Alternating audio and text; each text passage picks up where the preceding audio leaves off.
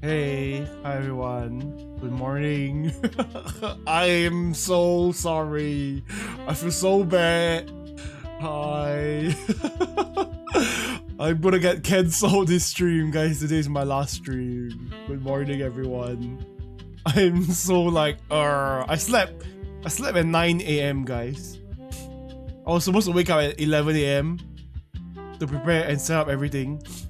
I woke up at 9 a.m. Yeah, I mean, I not woke up. I slept at 9. I dozed off. Realistically, I dozed off at 9 a.m. Did you wake when I called you? Yeah, Holy, lucky you called me. Lucky you called me, Holy. You called me and I was like, wait, what time is it? I freaking dozed off. I was working, guys. I was working. I had so much shit to do. I ended up dozing off at 9 a.m. I feel so bad for Autumn that he had to wait. But thank you, Kyle, for coming in clutch. Without Kyle, I would have exploded. I would have just sat in the corner and cried. But yes, hope everyone's doing well. I rushed to drink I drank a bit of water and Milo and took my medication, and I'm here now. So like, when you gonna interview me, Tay? No, tomorrow. Tomorrow. I'm gonna get cancelled, guys. I'm gonna get cancelled.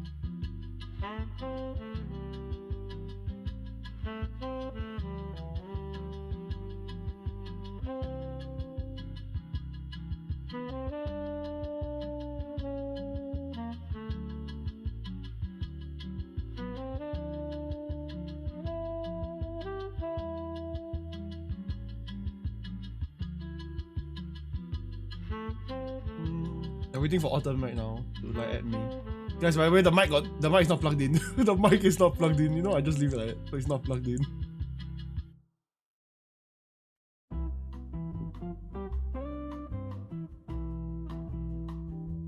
Fake mic, yeah, for real fake mic. I literally found it like immediately. Let me press join.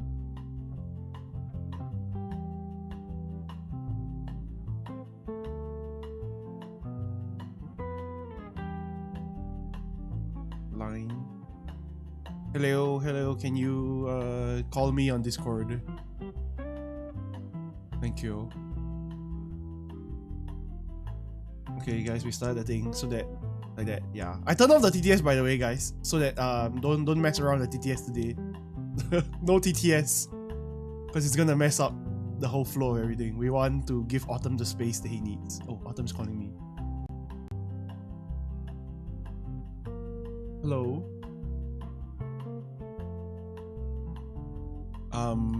Hi. First of all, I would like to apologize, everyone. I am so sorry that luckily Holy called me, because the moment Holy called me, I woke up immediately. I dozed off at 9 a.m. Because I was working. I worked until like 9 a.m. actually. Watch out. Yeah, I sent you all the stuff, right? You saw all the questions that I read out. Like I read out all the, yeah, I typed out all the questions to prepare a little bit at least. The ones they sent me, and that was like at 7 a.m. Yeah, and I was like, I should probably go and get a few hours of rest. And I heard like 0 of my alarms. Oh, and they cannot hear Autumn. So. Oh, hello. No, they can't hear you on your on. Okay, I turned it on. What's scripted? No, it's not. It was questions I sent him, so he could feel prepared for it. You can hear now. Yeah. Yeah. Yeah. So he can feel prepared for it, because I think, like, you know, when we interviewed Kyle, it was kind of like impromptu, because I just kind of like, you know, some questions I had off like the top of my head already that I could probably ask Kyle. But then like I just kind of like based it off like kind of like the same thing with like, all right, well, I know what Kyle would be like. Kyle would be like, when you're gonna become a VTuber. That was like the easiest one to think about. So yeah, I was like thinking in my head. Realistically, Autumn gave me like the whole week of prep time. Autumn gave me the whole week of prep time and I sent it to him yesterday because I was so busy every single day. But I'm here. I'm so sorry. I apologize once again for my unprofessionalism. That's okay. I think it's you know, I asked you to. I remember we talked about it like 2 weeks ago before it, and I said, you know, it'd be cool to interview someone. This is why. And you're like, let me interview me, and I was like, okay, all right, we'll interview. This is why I don't stream at 12 o'clock because I cannot wake up. You know,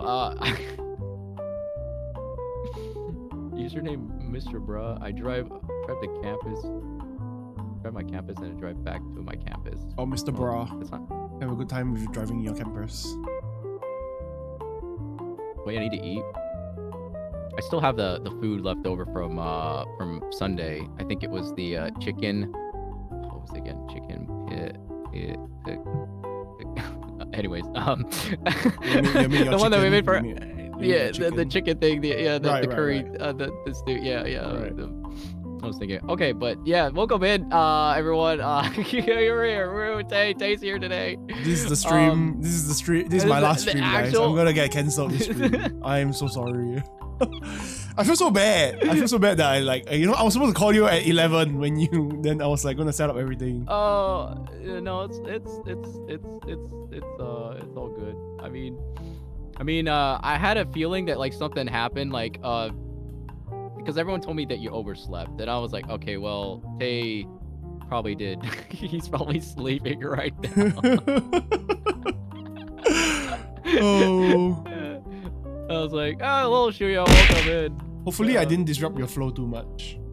No, we were yapping. I mean, I'd say that the yapping skills have built up over the course of like a year and a half now, so I've been pretty good at the yapping. I think once you, I would say Tay, how you fare in the yapping yourself too? I didn't know I had it in me to yap. You know, sometimes I go live, right? I'll be like, let me just yap for 10 minutes and play my game, and then we end up yapping for 2 hours. That's how I feel sometimes. Like, I just yap, you know? I was like, wait, we were supposed to play the game 2 hours ago. And then I was like, you know what? Whatever. Yeah. Let me just continue talking.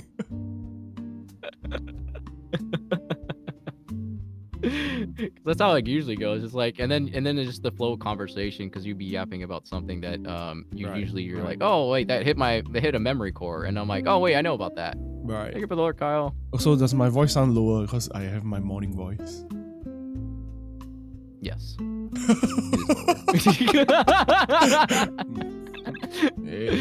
Hey, I come here often. I watch Autumn Akimoto all the time. Guys, best viewers in chat, autumnakimoto.com. I mean, what am I saying? Twitch.tv/Autumn Akimoto. Only saw like an hour ago that Autumn was already streaming podcast, and I was like, hello, Shijimi, welcome in. We're doing a podcast with Tay, and also we did a call pass with Kyle earlier as well. Oh, hello, Shamime. Yeah, we'd be talking. You guys can ask questions as well, so feel free to ask questions when we're... Oh yeah, that's what Rikush was asking me. Rikush, you can ask me, can I ask questions? Then I'm like, pretty sure I don't want people to ask questions because they're just gonna ask how big is my feet, and I'm like, I'm not gonna answer. Oh my gosh, I'd say that's personal. Yeah, you can't be asking personal questions like that. You can't be asking personal questions. Most of the questions are mostly related to like, you know, the upbringing of like stream, or like more so like how do you like gauge community and stuff like that, and then also like just yeah, and how do you expect, like, you know, in terms of like the streaming and stuff like that. But I think we can start with something that's gonna be quite, you know, I think most of you guys know who Tay is, but Tay, would you like to introduce yourself in some way? You know, if someone met if you guys met Tay the first time, I guess for yourself, who is Tay? You know, Tay as the person, or Tay as the VTuber. Well, if you met me for the first time, you will realize that I am late. Can I be so real? Whenever I meet my friends in real life, I'll be like, yeah, I'll be there like this timing, and then I'm like 15 minutes late. So I guess it's built in. I guess it's built into my system that I am never on time. Oh, but yes. anyways, to answer your question, specifically, I wouldn't say that I have a specific answer for like you know, like some people have like being a team VTuber, or like what you call it, like for yourself you're like a fish wizard, right? Yeah, but like I am a team VTuber, but I don't actually like say it because it doesn't really look like I have any team to me. Even though like my initial concept was supposed to be a goat VTuber. Like I'm half goat, half goat, half boy. Yeah, that's the initial team, which is somewhat still there in some of my art, but most of it is like, yeah, it's just I'm just a green hair VTuber. But I would just say that yeah, at this point I'm just like a guy on the internet that is always on time. Yeah, thumbs up. Always on time. Holy says you're not on point. But I was sometimes when I start stream, I'm like 1 minute late. Then I'm like, oh no, I cannot believe this. Do you ever think about like getting horns or something like that, like the resemblance of goat, like half goat for your VTuber model or something like that, or just being, you know, more of like yourself? Yeah, I want to be horny. I mean, yeah, I tested. We tested horns on stream. That one time we tested horns. Okay, Jesus. we tested horns on stream that one time, but like it looked so weird on my character that I decided, you know what, maybe the horns do not exist on this character. But in the future, I do intend to get a model this year. So in the future, probably we will have horns. That is like removable. Possibly. Yeah. Ikemen horns. Yeah, like what Miswa says, Ikemen horns. Goat eyes are kind of cool. Yeah, Mirai, I have good eyes as well. Bro said horny. No, like horny, like horns, you know? Oh my god. Get your mind out of the gutter. Kite hello. I was like, okay, well, moving on. Sure, you can't vanish. Goodbye, Shirya. 07 is Shirya. Oh my gosh. Oh my gosh. Are you okay, Akimoto? No, I'm good. I guess like in terms of going forward, I guess like for yourself, do you describe like the I guess like your own vibes? Like, do you describe yourself in like 3 words? In 3 words, I asked Kyle the same thing. So, in 3 words, how do you describe yourself?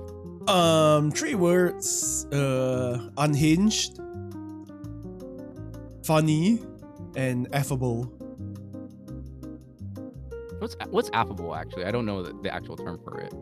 Affable is like friendly in a sense, approachable. Not affable, Holy Banchu Chen. Oh my god, like affable, like AFFABLE. Approachable and friendly. Yeah, easygoing socially and stuff. No, not fuckable. Oh my god. What the hell? I said affable. Oh my. What the hell? What the? Yeah. Approachable and friendly, gracious and polite, socially easygoing. It's like it's like this what Google AI tells me. But yeah, it's affable. No, not affable. Shuya is AF. Oh my god, let me type this shit out. Affable. Like this, guys. Spell it correctly. Okay. The synonyms for affable is amiable, sociable, cordial, gregarious, approachable, pleasant. Oh, okay, gotcha. Yeah. I understand. I didn't know what the term was, so I was like, huh, what does that mean? And then now I know. But I think that's pretty good. Yeah. Good traits to have, you know, in terms of like, you know, being friendly, affable. Yeah, affable. I've never heard of it before, so it's quite a new term for myself. It's like saying like those bigger words like fastidious or what's the other one? Egregious. Yeah.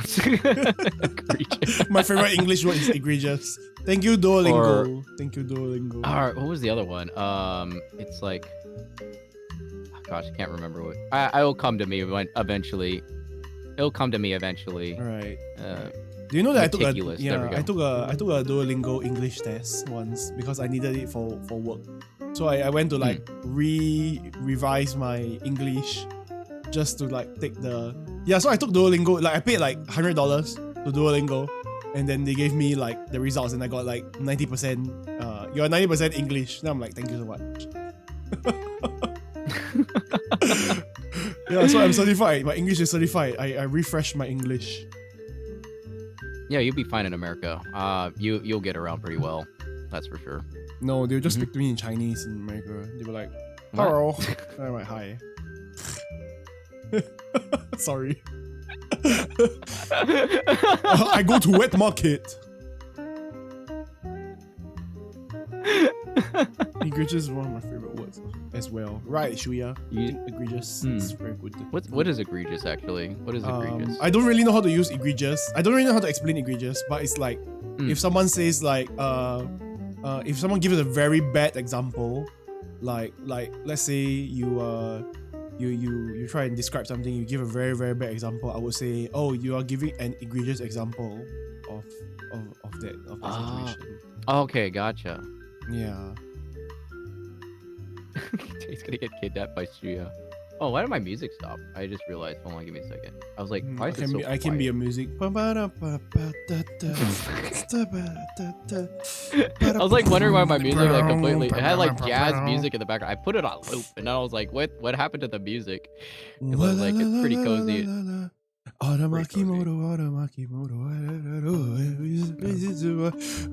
Is it good music? It's Autumn's elevator music. I like the elevator music sometimes, because it's calming, I like jazz and a bit of lo-fi, so it's like just my normal day. I mean, like just having that ambient. I mean, that's like the workflow for me a lot of the times is the music going kind of like same. Yeah. Should we meet and kidnap Crit? Oh, Shishimi. Oh, Crit's in the basement. They switch. Like Crit goes in the basement once in a while, and then Shishimi goes in the basement once in a while. So it depends. It flip flops. Yeah, it flip flops. You like jazz? The B from the. Oh my gosh! Holy. Autumn, you like jazz. You like jazz, Autumn. No. What? My morning voice is still here. Oh my gosh. You put him back in the okay. No, if you got your coffee, I hope you got your coffee or any. No, I am disallowed from I'm disallowed from drinking coffee 4 hours after I wake up. Why is that? Why is coffee disallowed? I cannot take any. I cannot take anything after I wake up for like 4 hours. Okay. 4 hours. It's for my medication and stuff. Yeah, I'm medicated by the hospital. Okay. Because they're like, you are too built for this world. We need to give you medication to tone you down. So like, it takes me like 4 hours to like charge up. Then I bunk high after 4 hours, and then I can drink my coffee. Yes. They had to nerf me. They had to nerf me. Outcast can't beat this. Not Bankai, Bankai. Oh my god. Holy, how about you stop adding Cry will go bad. Hello. Horrible. Hello, Cry.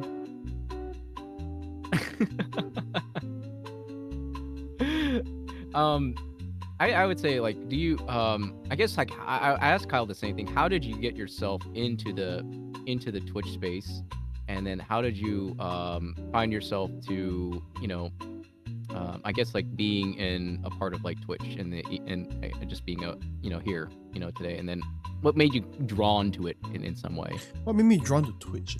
Well, I mean, I started watching Twitch because I knew one of my friends was on.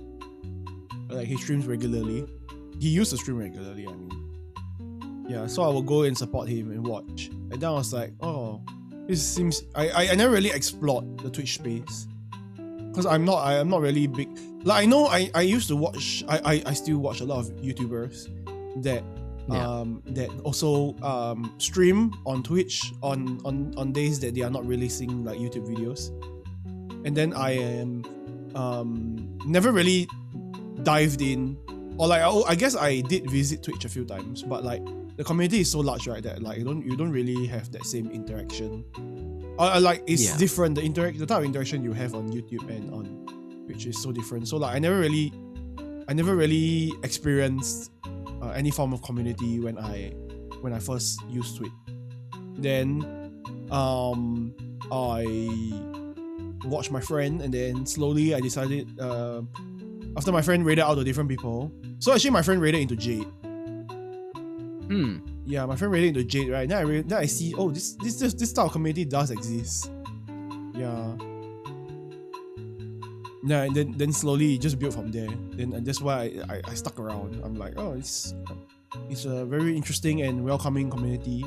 Yeah, and then through Jade I found Misa, and I found you and everyone else. And I was like, yeah, that's how it works. The networking, networking of meeting people. Yeah, it's very, very interesting.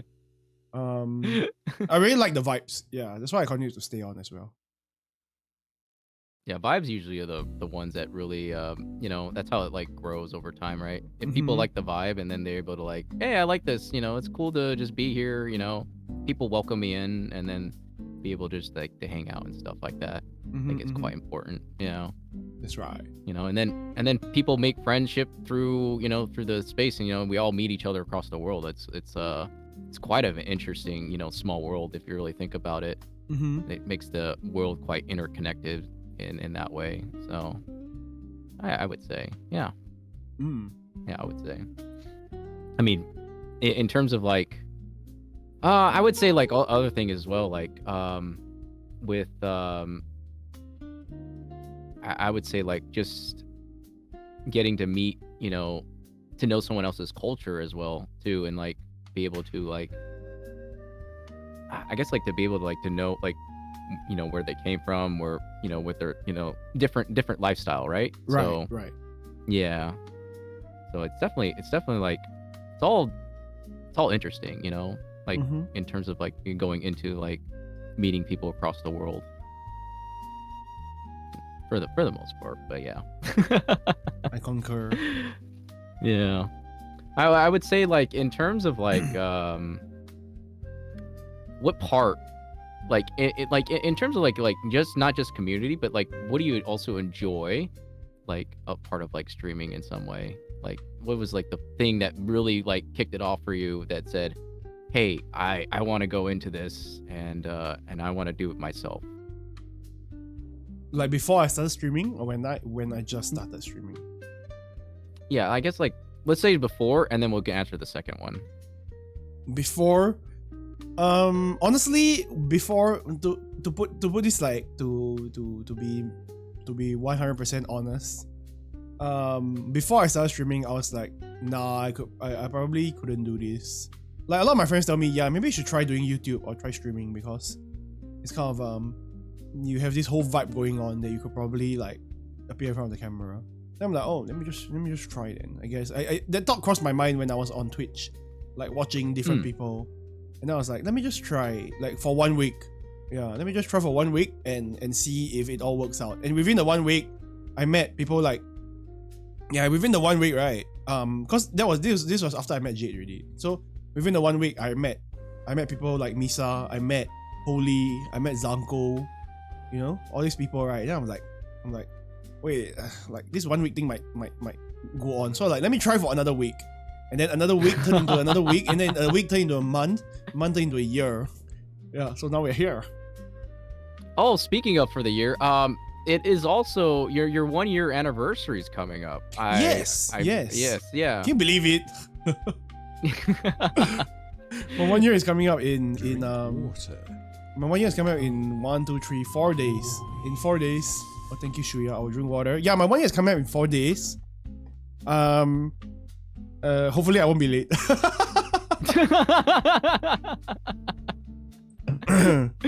Goodbye, Shuya. Take care. Gotta do some stuff. Yeah, no worries. Yeah, thanks for stopping in. Oh, yeah, bro, got a holy life buff. What do you mean, what? We got a manager now, and Autumn will be HR. How am I HR? I've become HR of this. Been following Yeah, it's Autumn for 11. How long have I been following you for? How do I check follow age? I think it's follow age. Yeah. Follow age. When did I first meet you? Let me see. 15 days, 20 hours. Oh, it's same as the day that Kyle followed you. It was probably one of the days that Misa raided into you. It's like, oh, let me raid this fish wizard. And then we're like, oh, yes. Orange man, fish wizard. Yeah, I love fish. So long ago. Thank you for the hydrate. Yeah, we'll get some. I'm gonna drink some tea. Any plans for like the 1 year, Tay? Like what you have planned out? Yes, I actually sent out an announcement in my server and on Twitch, which I saw you liked. I mean, not on Twitch, on Discord, on what the hell am I saying? On Twitter, which I saw you liked. Thank you so much for liking that. I'm gonna rewatch my OVODs. I actually watched one of it and I was like, I'm gonna cry because it's so bad. Yeah. I'm gonna watch OVODs. We're gonna look at our clips. We're gonna do bingo card as well. I'm also gonna do giveaways and maybe I'm gonna have something special prepared. Hey. But yeah. It's not much. Honestly, I don't really have much planned for the 1 year. I'm like, I don't have time because I'm planning for other stuff. But yes. Oh, is the other stuff like a surprise that it's something down the line? I think you already know that I'm doing a Valentine's Day stream, so yes. Yeah, well, I know it's your birthday on that day too. Yeah, my birthday as well. Yeah, so I actually have a lot of stuff planned, 2 weeks later after. So that's why I'm like, I don't really have a lot of time to juggle between everything, especially with work and stuff. Yeah, because I know this is like as well. It's like there's the like the small world of that. The fact that you and Holy's birthdays are like very, very, very close. Yeah, me and Holy are born like 4 days. 4 days different. Yeah, 4 days apart. Yeah. It'd be interesting if you had like a double celebration. If you think about it. Tay Holy double celebration birthday. Even though it's like 4 days, it'd be like a double. But I know it's like, being brothers. Yeah. Yeah. Holy's the younger brother. Listen to me. I'm the older brother.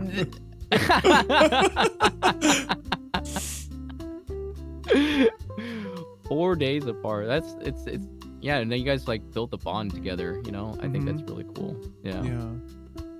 Now you guys are brothers. Brother from another mother. That's like the same thing what I said to Crit, brother from another mother, and like Sashimi is like a sister from another mother. Driving McDonald's. Oh my. No, it's like the relationship that me and Holy have is like Diary of the Wimpy Kid. He's Greg and I'm Roderick.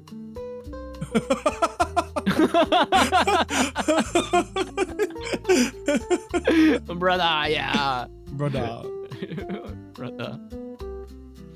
Almost a year with Fishy and Tay. Yeah, it's been almost like, oh my gosh, it's been like almost like a full year actually. How did we actually get 1 year? Like what? I blinked and it was 1 year. That's how time works. It's just a drop vapor, and then all of a sudden, like, there you go, time goes. It's like goodbye, and then now we're here. Yeah, but 2025 passed by so fast. Yeah. Greg and Roderick. Yeah, Greg and Roderick. Me. I got my van with my guitar. The Holy's like, hey.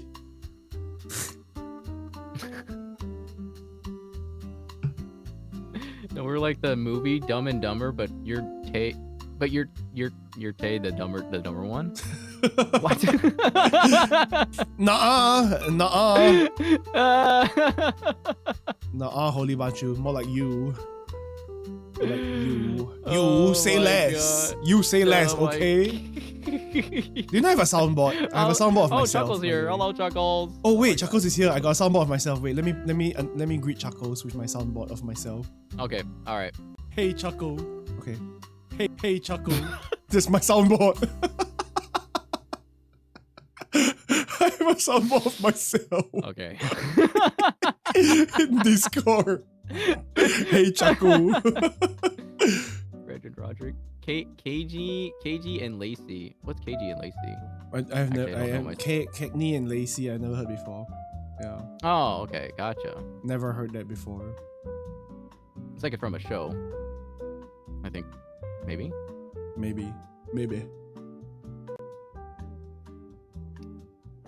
maybe. Yes. Oh, okay. Ben, yes.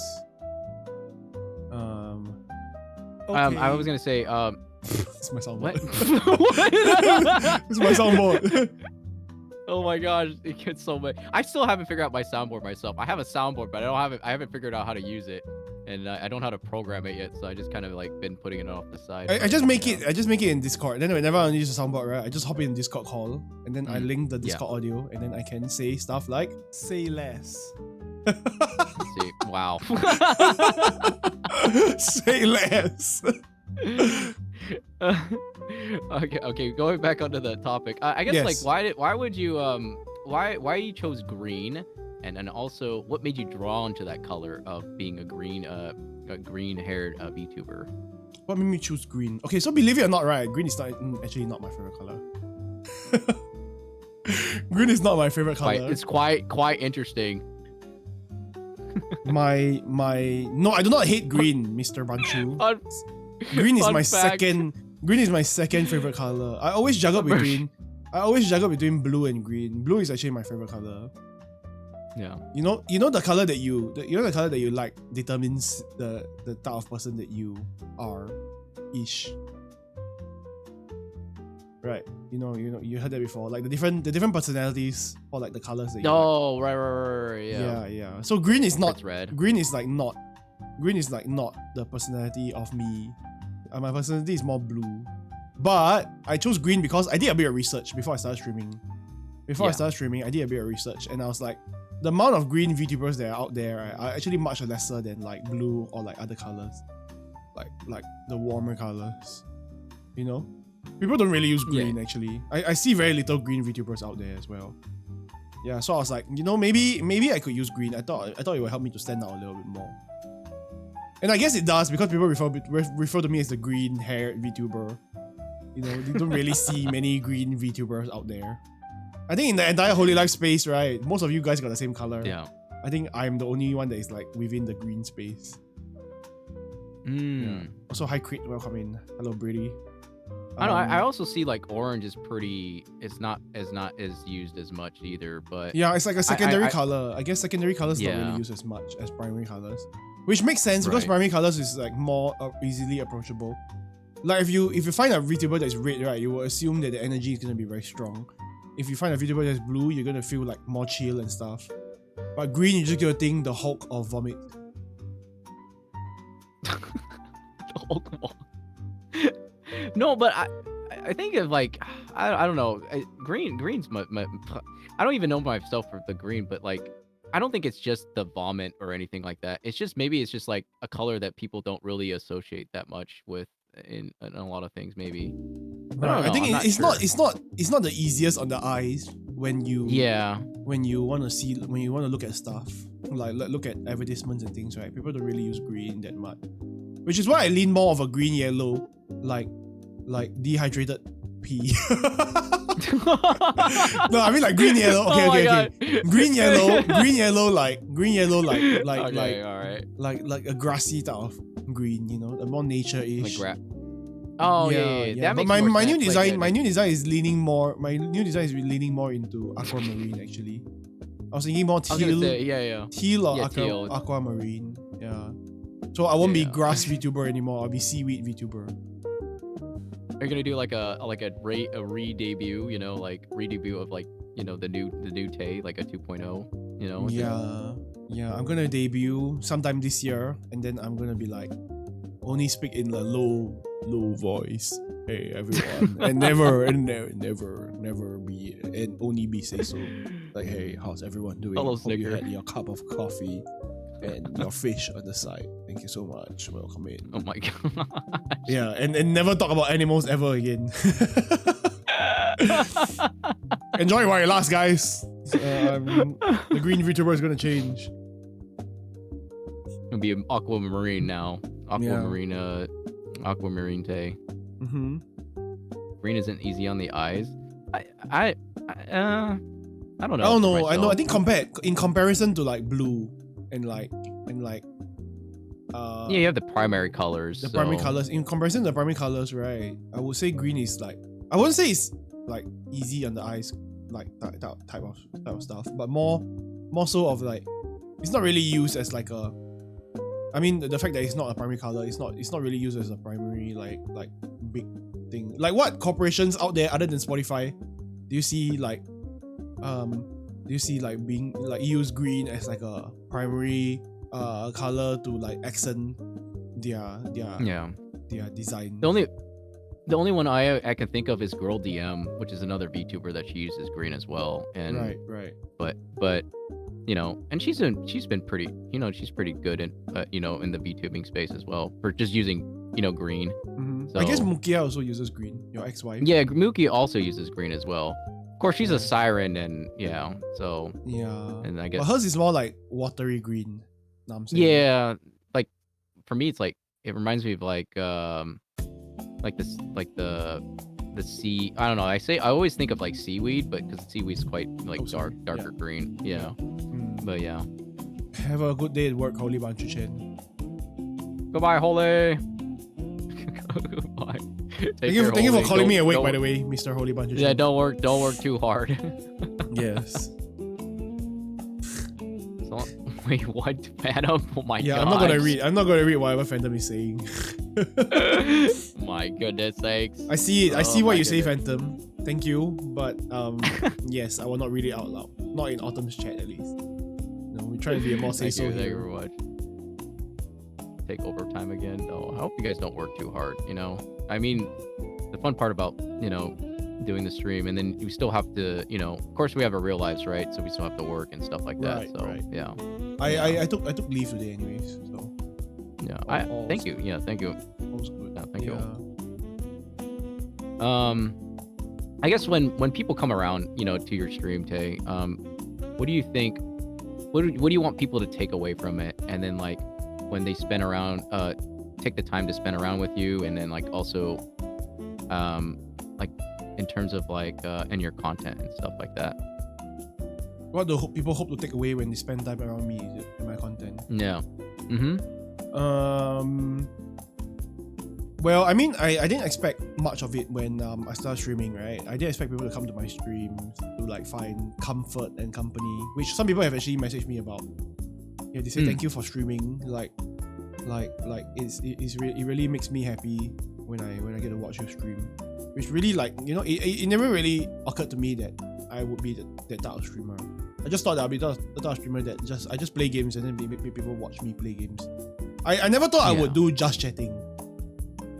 Yeah, it was not a thing that I thought I would like the yapping and stuff like that. Yeah, I never thought it was built for me when I stream. But I think some days I do just chatting quite well. So, but yeah, it seems like the community I've built, right, is they're more there to just watch me do random shit, like just be myself. Yeah. So I guess it's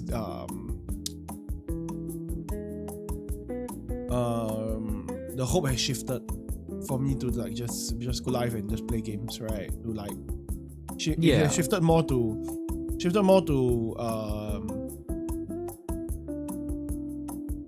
how I can hope that everyone can feel safe in the space that I provide, and also be able to build lasting relationships with one another, despite it not really being a thing on the internet. I think it's like you give that comfort, right? That comfort and like a little bit of safety so that people can just relax, right? In some way. Or you just like, or when you're, like you say, you sometimes you're unhinged, so it kind of alleviates someone's like, day in some way. It's like you can just I guess they come in and they feel a bit more like more open. Yeah. But like, all like every human needs like some form of connection anyways. So yeah, I would say. I think it's good if they even they're just around, even if they don't chat. I feel like at least I hope that they feel like they still feel welcome in this space, which is very important to me. We do not chase people. Yeah. We only chased last time chatters away. Grr. Yesterday, some guy came into my chat. He was like, "Always appreciate your lurkers, because your lurkers are they're the backbone of like just wanting to chill in and relax, and they got stuff on the side that they're probably doing. You never know, right? So, and but also like they just like genuinely enjoy the company of like you as a person, being on the of course you're streaming, right? But they enjoy the company of you, just like your vibe, your personality, and they're like, hey, Tay's streaming, and I'm like, hey, let's go hang out with Tay for today, stuff like that. Yeah, so I think that's always good. The fact that people are coming back and they're like, hey, I want to hang out with Tay, and Tay's this funny, unhinged streamer, but also could be cozy at times. I think that's quite important. Mostly unhinged, slightly cozy. Would you say yourself is wholesome? No, absolutely not. You see the stuff that I say on stream. You want to see the stuff that I say on stream. I am glad you gave me the questions to write down, so like at least I have like something to go off on, because if not, I'll just probably say like weird nonsense. Yeah, silly a bit sometimes. Yeah.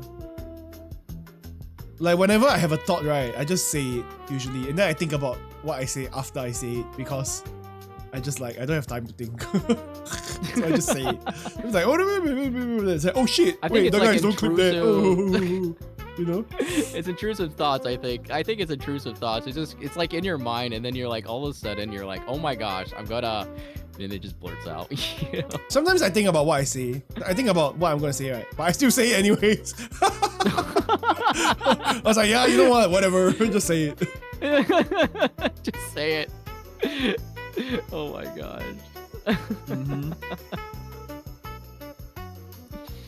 Oh man. I guess like we kind of like brushed around it a little bit. Do you see yourself like when you stream? Do you see it like in a way of like, is it a performance, connection, or something in between? Which question is this? Where is it? Yeah. Oh, it's at the bottom of middle. Okay. Performance. Yeah, I kind of because we kind of answered some of the questions already, so I was like, yeah. Okay. Sorry, can you run that back again? What's the question again? Okay. Do you see yourself like? Do you see streaming as like more of like a performance or connection, or like something in between, or is it more of like one side or the other? For me, I think it's, to be honest, I think it's half and half. Yeah. Like you build connections is one thing, but I think streaming or like content creation is also another thing. You want to find a balance. You want to be entertaining, so more people find you. But at the same time, when more people find you, you can connect with them. So I feel like it goes hand in hand. Yeah, it's like a mix, 50-50. I don't think you can have one thing without. I don't think you can have one thing without the other. You cannot build connections if you are. You cannot build connections if you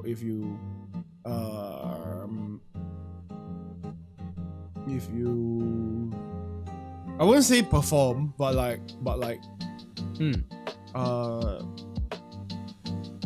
I guess you can still build connections a little bit, right? But I think in terms of performance, it makes it more natural, I think, if you were to connect with people.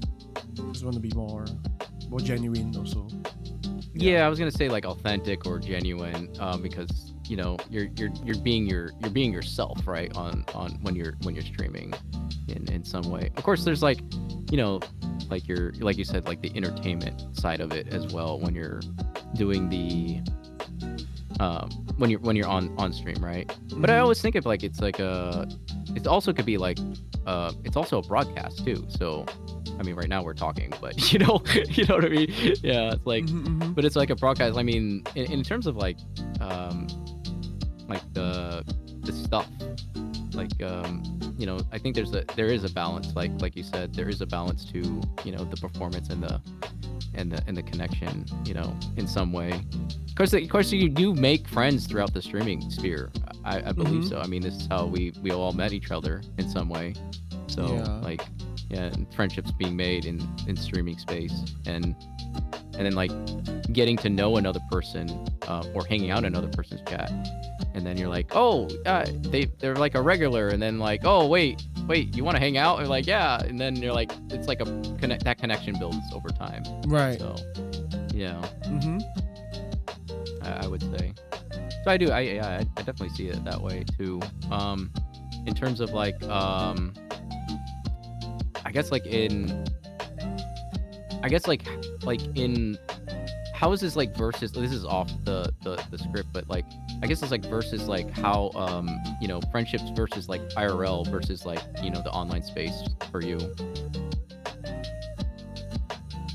Can you repeat the question again?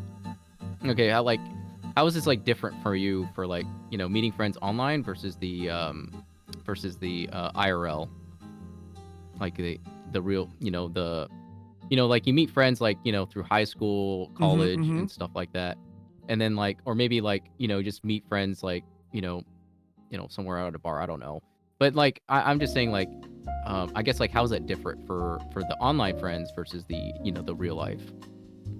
I think in real life, because you're generally surrounded by people that is like within your space or your culture. Yeah, or like when you go to school, right? Everyone's like have something in common, you know? You're roughly the same age, you study the same things, you more or less have the same interests because everyone grew up on the same type of content. So I think it's like, in terms of IRL friends and like people that you meet online, it's like it's two completely different like parties of people. You really gotta learn, I guess, when you meet people online. You really gotta learn how some people might not understand certain things that you say, or like different because of the different cultures and stuff, right? You need to learn their culture as well, which is interesting because like it gives you a chance to like connect in a different way. Yeah, because if you meet someone in real life, like let's say for yourself, right? If you meet someone within that goes to like the same college as you, right, or the same university, and then you just like you just like hit it off, and then you find out that you guys have this like similar interests and stuff. I mean, it's not to say that you cannot do that online also. It's just that it's the approach is different. Yeah.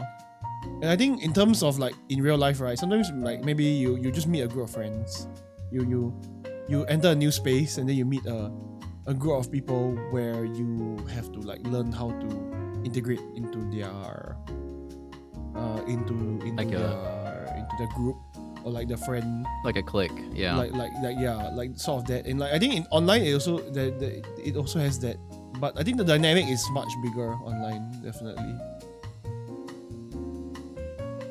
Yeah. Would you say like you know, when you're in the online, like, you know, because I know like your energy can be like, you know, you're still showing up for people, but also how do you protect your energy in that way when you're showing up for people online? When I show up for people online, how do I protect my energy? I think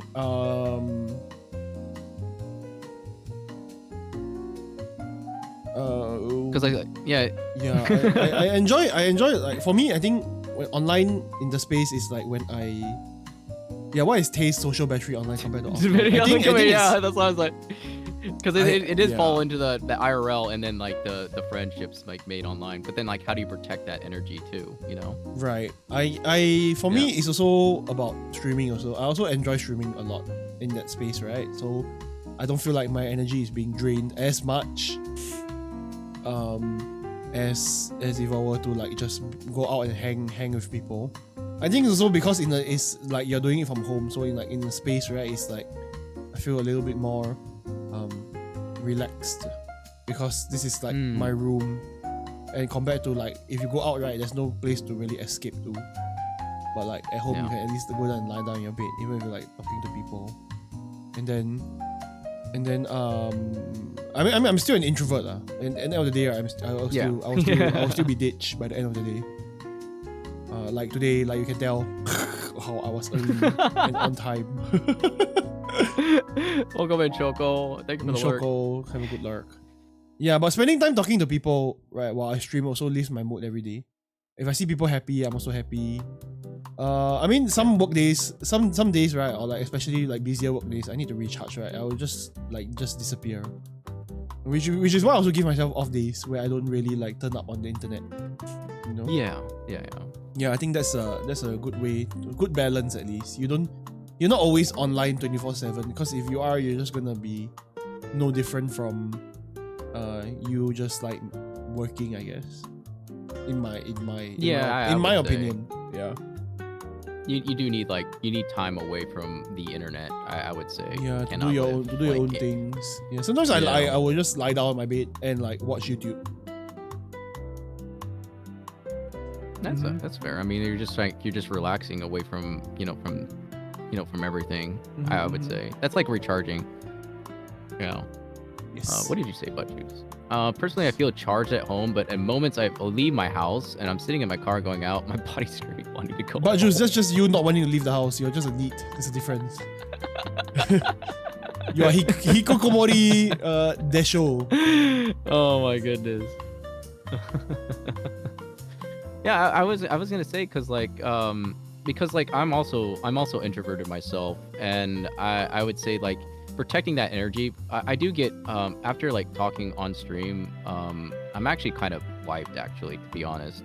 I get really tired, and it's not against like anyone or anything. It's just my own personality of just being on stream for longer days, and then I think it's just like that social battery for myself. So I guess like being offline on the streams really that's where I really do recharge. I am actually I'm not much of a yapper actually on offline, and I'm really quiet.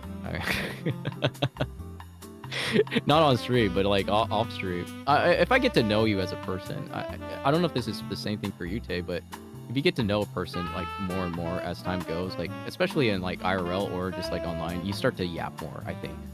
I would say. Yeah, definitely, for sure. Like I sorry, just ignore my message. I'm just gonna pin that so people can see on my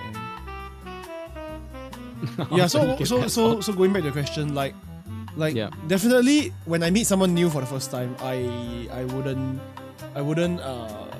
be super open compared to like as I get to know the person more. You get to understand what buttons not to push. Yeah. And then you see you tread around it. Then you're like, oh yeah, I think I can say these sort of things. I think I agree a lot of this person. Let me open up a little bit more. Yep, and then boom. Oh, what's interesting? Yeah, because like when you meet up, have you like I guess like from my experience, I've actually had a community before I did streaming and stuff like that. And I don't know for yourself, but have you met someone that was from the online world and then met them in the IRL world, and then you're like, oh, snaps, because I've done it where I had a friend over I met, and he's an animator now. He works for an animation studio or something like that now, but I've never met him before, and I was like actually IRL, but I've known him online for like the last like 8 years. Right. And then for the first time, I'm gonna actually see the guy that I met online. But I also met other people as well that I've met locally as well, and I'm like, ain't no way you live like 2 hours away from me. So I was like, believe it or not, I mean I don't really I hang out. I don't really have friends. Oh, come on, Tay. All right, I need to come to Singapore and we're gonna have a beer, okay? How about that? Yes, just one beer, and then you go home. Thank you so much. I had one community way back. I had one community where we will all play online. We will all hop in. We will all hop in Skype and play Monster Hunter. Oh my gosh.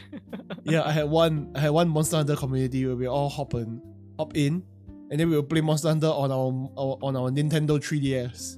And then one day I met all of them in real life. And after that, I decided to not hang out with them anymore. So it was a different vibe, because like everyone was there, right? So like I guess online is like you don't really see the person. So like you just like you just talk, and then like you play the games whenever you want to talk. But then you go in real life, right? Everyone just sitting there staring at their 3DS. It's like going like, dude, can you go and cut the tail? And I'm like, yeah, I'm over there cutting. And then after a while, it just got really boring, and I felt really awkward because nobody was looking at each other. And then I was like, you know what? Let me just go home. And then I never. Yeah. Oh. Mm-hmm. Tay's very intimidating. I think Tay's like super tall, if I remember right. There's no way Maybe you that's have why the no intimidating. friends. I have, okay, in real life, realistically, in real life, I have 4 friends. But they're close to you in some way. I would say, yeah. I would say we're drifting apart. Other than like one friend, yeah, we're drifting apart. No. So I Yeah, mean, no need to go deep anyway. yeah, yeah, yeah. But I mean, Yeah. realistically, yeah, 4 friends. Some people say I'm intimidating in real life. Some people also say I'm very approachable. So I think it really depends. You know? I think you're approachable. Yeah, because I'm tall, right? So some people look at me in an Asian country, they look at me and be like, "Damn, he's tall." Yeah. And actually, I'm quite poker face in real life. You know, I'm poker face. I don't have any expression on my face. Yeah, I'm just like the dot face. I don't know how to do it. This one. Oh, I know what you're talking about. Yeah, I know what you're talking about. But you said once it happened to me, and it built a community on Monster Hunter, and we like got close, and eventually we found one member that we were like working the same building as video. They're like, "Hey boss, hey, we're chilling at work, break, lunch, and then Monster Hunter, and then we go home." my face in real life. Yeah, face in real life. Yeah, like that. Basically, even that giant forehead. Yeah. So like, honestly, yeah, people don't really approach me when I go out to like, if I go to parties or whatever, right?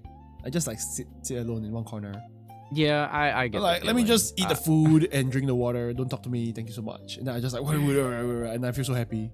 You know? It's like when you're like a D&D, like, sorry, not D&D. Sorry, I'm like it's called a Dungeons and Dragons. So I was I've been designated driver multiple times. Designated driver. And I remember, yeah, DD, the DD gets to drive everyone. So I remember like I would have to drive my friends to like the bar, and they're like, "Yeah, you don't drink, so you know, come to the party." I'm like, "Okay." So I'll sit in the bar alone with my one time it was with my brother, and then I kind of like sat in that corner like the same thing you did. And then this random guy approached me thinking I had drugs or something like that, and I was like, I don't have any drugs. What do you mean? I'm wearing a trench coat, and I'm like, it's my favorite trench coat and stuff like that. Trench coat and your long hair. I could see you. And long hair, and then they're like, "Hey, do you smoke? Do you smoke?" And I'm like, "No, I don't do anything." But I was like, they're like, "Oh, I thought you had the things like in your trench coat." I was like, "Man, what is this stereotype that had a trench coat and going doing drugs?" But I'm like, I'm sober and I'm sitting in the corner of all things. Right? Yeah, because you're sober and sitting in the corner with a sassy getup. You know, it's just you're just inviting these people to come and talk to you. Yeah, it's just the stigma sometimes, you know. Yeah. My face in IRL is like it gets a frown. A lot of people. Lots of friends of sometimes see me walking home and they always think I'm mad. Deep down, I'm just having a lot of thoughts. I think that's the face. I think it's like the face. Oh, gosh, my friends have told me, and my parents and my brother told me it's like a grunt face. But it's like you're pouting, but you're not pouting. you know? Right.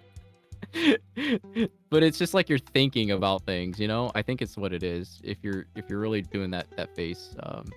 I don't really pout. Yeah, my face is just like one emotion, default face one. And then I think I only show emotion when I start thinking about like, damn, something is funny, or like I'm funny, and then I like start smirking. I caught myself smirking yesterday. I was like, wait, stop smirking. I'm like I'm just laughing at factories. Yeah. I was just laughing at butt juice yesterday in the car. I was laughing to myself. I was like, oh really? Yeah, this guy's funny. And then I looked in the mirror in the car, and then I was like, wait, wipe that smile off your face, Tay. They say smiling actually helps, you know, in some way, or the smirking of all things, you know, it keeps the spirits up. So I think it's always good to smirk once in a while. I guess. You know? I think so. I guess. I mean, I guess. Oh. There you go. Okay.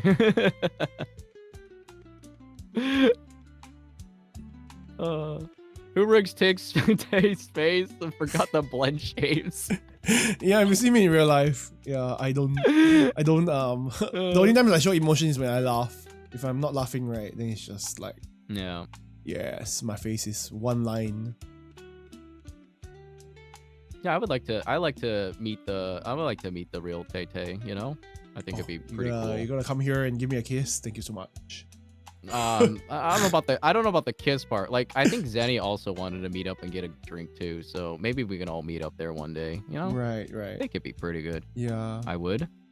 I already went Great. I already went for drinks with Xenia. Like once. Oh, you did? Yeah. Hey. She brought me to a bar. She's like, try this. And then I'm like, oh, what's this? And it was mealworm gin. I've never had that before. But it Me sounds neither. interesting. Me neither. I was like, what's this cocktail that has freaking a mealworm in it? And then she's like, try it. I was like, oh, try it. And he's like, good. Yeah, she's very interesting taste. No, it's quite interesting.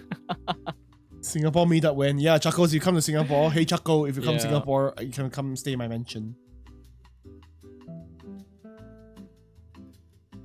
Drunk, you guys already know what I am when I'm drunk. Yeah, I saw your, I clipped it when you were drunk. You were like, Happy New Year and fuck you. Then I'm like, oh my god. I think I said Malaysian or something like Yeah, that. nothing but I Malaysian. don't even remember saying the thing of all things. Freaking insane. I love it when you're drunk. I was Mr. a bit Akimoto. drunk, but I don't remember saying Malaysian. I think that's the only thing I don't remember saying. Well, it's in the I was clips. like, what did I say It's there. Malaysian? Yeah, you're like, oh, nothing but Malaysia. I still remember. It's so funny. It was amazing. No, Siri, don't do that shit. Oh my Oh god. God, my phone started acting up. Yeah,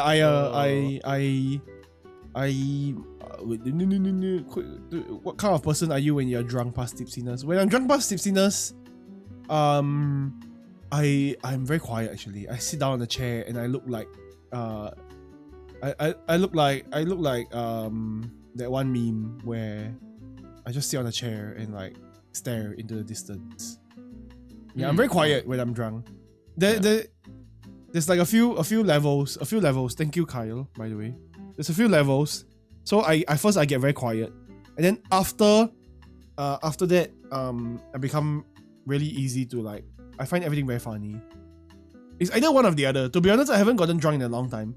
So I don't remember if it's like I find anything funny first before I have an existential crisis or the other way around. Yeah. I don't remember. Oh.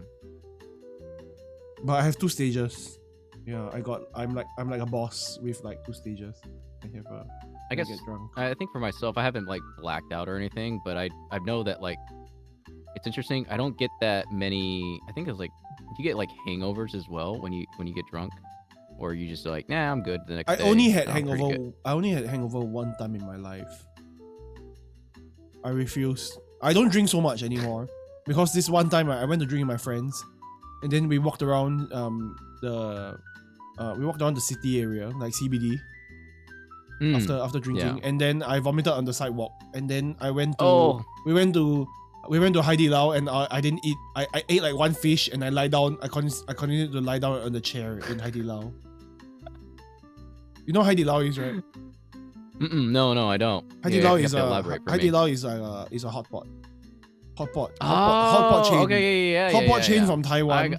That is like super popular. Oh, that sounds yummy. Yeah. It's really very good. Yeah, it's expensive as well. But yeah, we went there, we ate, and they ate, and then they asked me to eat, but I couldn't, so I just lie down on the chair. And then after I went home, and I never wanted to do that ever again. So I never got that drunk ever again. I do have a story I can tell you. Because what you said is like, you said if you had a kind of drunk that you had to take care of. I've actually had to take care of more people than I actually had to, but I did. But it bit like actually the story goes like it's like actually I'll keep it pretty short, but essentially one of my friends wanted to fight me, like fighting for like the front seat. They were all drunk, you know. So I was the only designated rider for the drive. But I was sitting, I was I was there. I put my friend, the most drunkest friend, on the top of the car, and then he didn't want to like sit on the floor for some reason. Right. And then my other drunk friend wanted to like fight me on the like the other side. Mm-hmm. And I was like, why are you fighting me for the front seat? I was like, go sit in the back, you. Go sit in the back of the seat. And then I just remember, as I was paying attention to him, my friend that was on the hood had fallen off the hood and actually fell onto the ground. And then he broke his tooth and broke his nose at the same time. So then I had to go pick him up and then take him to the ER, which was like not a fun trip because it was like 3 a.m. from my experience. And then I was like, why do I have to? Adam, you are so father. It's like 3 o'clock in the morning. I'm calling this person's mom and dad, and I was like, "Hello, can you? Yeah, I need to take them to the hospital. Yeah, they're drunk. I told the nurse and everything, and I was like, well, I made sure that they were like a-okay and stuff like that. And then my other friend in the back was like trying to take care of the other drunk person. So it was just one of those experiences, like, you know, and then I had work the next day. So it was like 3 o'clock in the morning, and then I had work at 6 o'clock in the morning. So I was like, well, my God, you are so father. But yeah, you are so father. So I had to take care. I usually take care of people a lot of the times when it comes to drunkenness. I don't get drunk myself usually. So yeah. Don't worry. But yeah, that's the question. When we go for drinks, we won't drink a lot. You don't drink a lot. I don't drink a lot. Yeah. So no, I would drink 1 or 2 beers with you, and then that would be good. I think that'd be totally fine. I don't drink a lot either, actually. Yeah. Yeah. I wouldn't mind drinking like for the experience. Yeah. Yeah. I would say. But yeah, you are so father. This is why everyone calls you daddy. Thank you.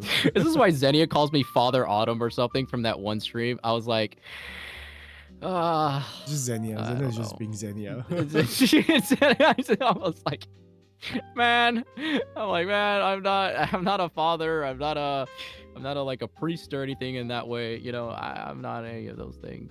I'm just a guy, a fish wizard. You know, that's all in experiences, I would say. Right. I used to bring like a water jug filled with gin in class. Oh my gosh. Were you drinking underage, Mr. Bahu? Drinking. Actually, there was this one time I poured vodka into like the water jug to like bring to work, because we were all working, right? And then it was like one of my last few days, so we wanted to like just do whatever. So I snuck in the vodka into the place we were working. I was working at HP. You know HP, the brand, the company brand. Yeah, I know what you're talking about. Yeah. Yeah, we were building computers, so I was pissed drunk building PCs. Yeah. Don't tell anyone that.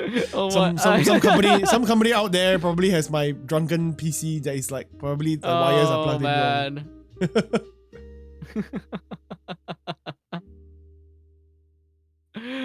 Oh my gosh. Yeah, but it was like for company based one, so we will build like hundreds of like the same model of computer. Yeah. Oh wow. I'm gonna gosh, yeah. Drinking on the job. Hey, you know, whatever helps you get through the day, I guess. So, I mean, right? I was already like ending my contract already. Like I didn't have to continue working. You didn't have to continue. So I was like, well, you know what? Let me just drink on the job. Whatever. All my friends there, yeah. Friends that I met on the job, yeah. It was during COVID as well. It was during COVID. So it was all the people that I met, right? I don't see them anymore nowadays because they're all Malaysian. They were stuck in Singapore. They couldn't go home, so they were just fooling around also. By the way, Kyle, what is Red Horse? And then you started drinking at 14 as well, but you? It's crazy. 14. Yeah. I only started drinking when I was legal. Yeah, same here. Well, actually, no. Wait, I have to contest. Okay. So my first beer was like when I was 6. 6? That's because. What? 6 years old? Listen, my father wasn't a great fan. He's like, hey, you want to try it? I'm like, sure. It tastes like piss, and I'm like, no, I don't like this. Then, oh my gosh. 6 years old is kind of crazy. Is this why you are such a? Is this why you're such a hottie now? 6 years old drinking alcohol. Oh my gosh, God. What the heck? No, it wasn't. It was in the desert. I was in the desert with some. The desert at 6 years old drinking. It sounds like a fever dream. Yeah. So my I was just in the desert at 6 years old with Jack Daniels in my hand. No, it was like a beer. It was like Budweiser or something like that. But no, it was like it's not like I was curious as a kid, you know. I understand, right? I understand. And my dad wasn't like, my dad was like, hey, he's like, I was like, what does it taste like? What is that? And he's like, you don't want to know. And it was like, well, it's, and and he gave me a little sip, and I was like, well, it tastes like piss. And I'm like, does not taste great. And then I was like, probably that's why it turned me away from beer. But oh, alcohol. Okay, gotcha, Kyle. Right. And then I said, at that point, so then after that, we went back to school. My brother goes, tells the teacher, and she goes, and then next thing you know, it after telling that teacher, my brother gets in trouble, and then I get a lecture too because I'm associated with it. So we get a lecture about alcohol outside for like an hour. It's right. Like, alcohol is bad for you and stuff like that. And I'm like, well, shoot, but yeah, I think it was, that was my first taste of actual beer, but it was not on purpose or anything. I think it was just my dad made a bad decision that day. But Light. But like, are you dead, Dave? Oh my gosh. But yeah, no, I learned a bit, I learned a bit. Right. But yeah. But we'll get back on the topic. I guess like through the connections of like I guess like how do you like, because like right now we're like in that moment where how did it change for you for like the connections and the community for you, as you kept streaming more and more? How did things change? Like I never would have thought that I would experience would have thought all these or experience all these different connections with people if I didn't like stream or like appear on the online space. Getting to learn like the different cultures as well, understanding how to connect first of all, and how to love different people in a different community. Yeah, I feel like it helps me to understand the world a little better when with all these different like connections that I have with these people. So I think in that sense, streaming has changed the way that I view these things, or like online space in general, just being on online space. Yeah, I would say the presence, right? Yeah, being present. Yeah, because I really like super fresh on like the online, like on Twitch, like just last year only. Before that, I barely ever used it. I used it like maybe 2 times when I was playing like Bloodborne with some guy on PS4, but that was all. Yeah. Which the guy no longer streams. I still follow him. I'm still waiting for the day he comes back.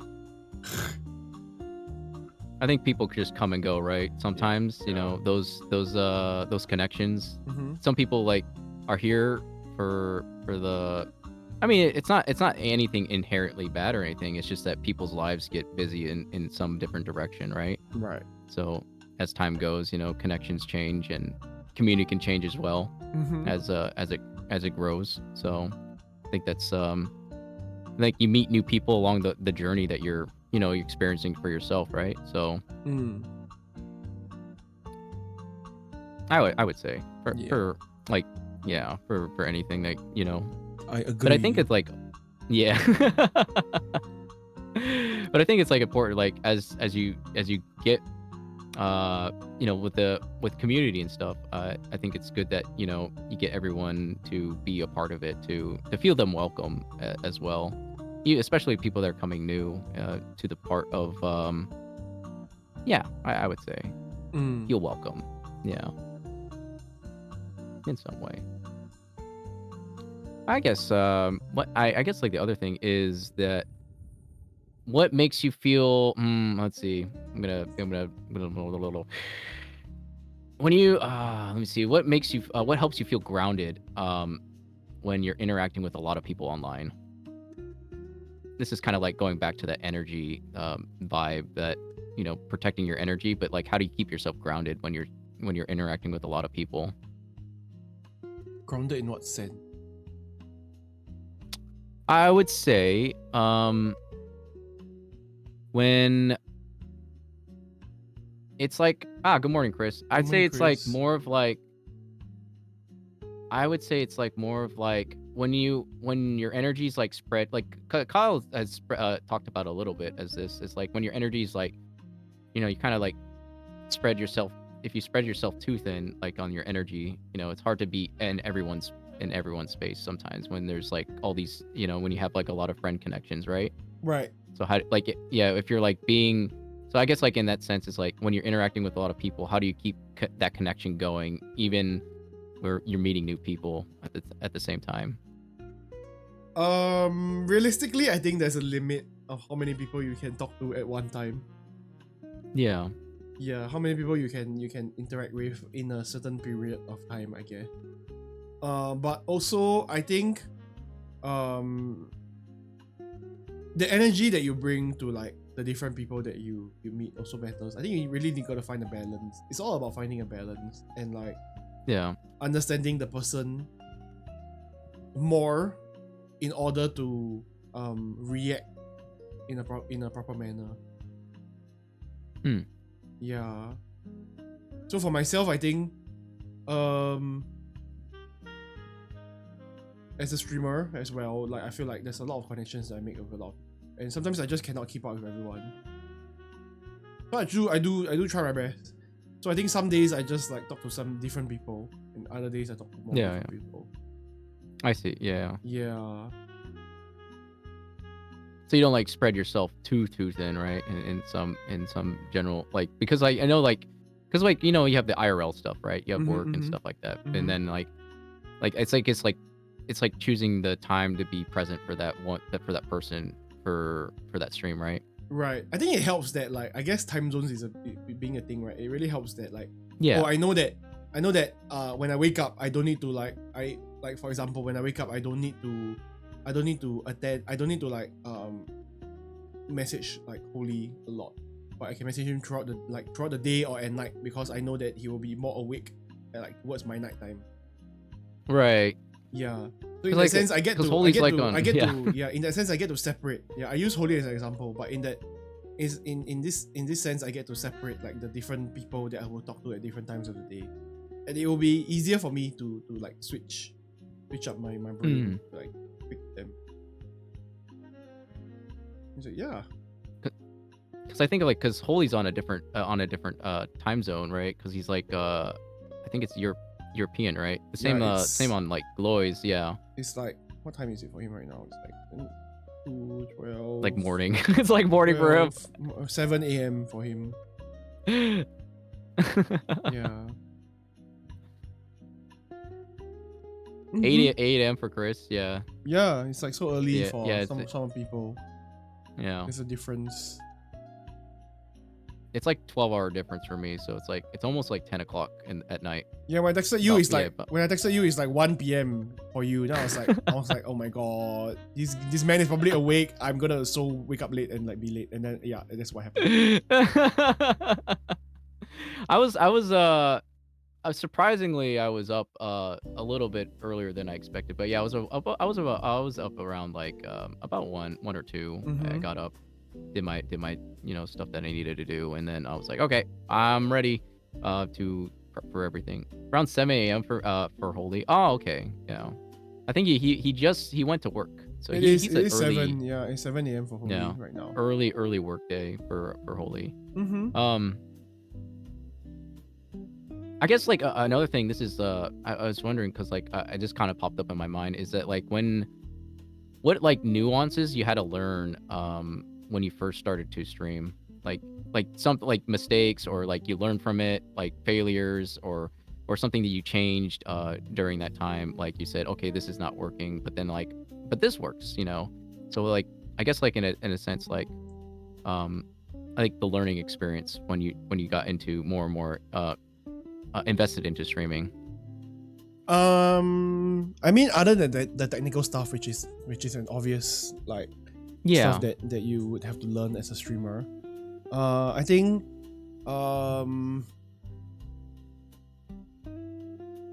I don't really know, to be honest. Like I guess I learned how to connect with people better. Like I would say for like the things that I should right? say, the things that I shouldn't say on stream. Yeah. And like honestly, I don't really remember. Honestly, I don't really remember like the things that go through. It's like I just solve them as they come. I don't like sit and think about it. Yeah. I guess for me the only things that I will really remember is like the technical stuff, because I really spent a lot of time.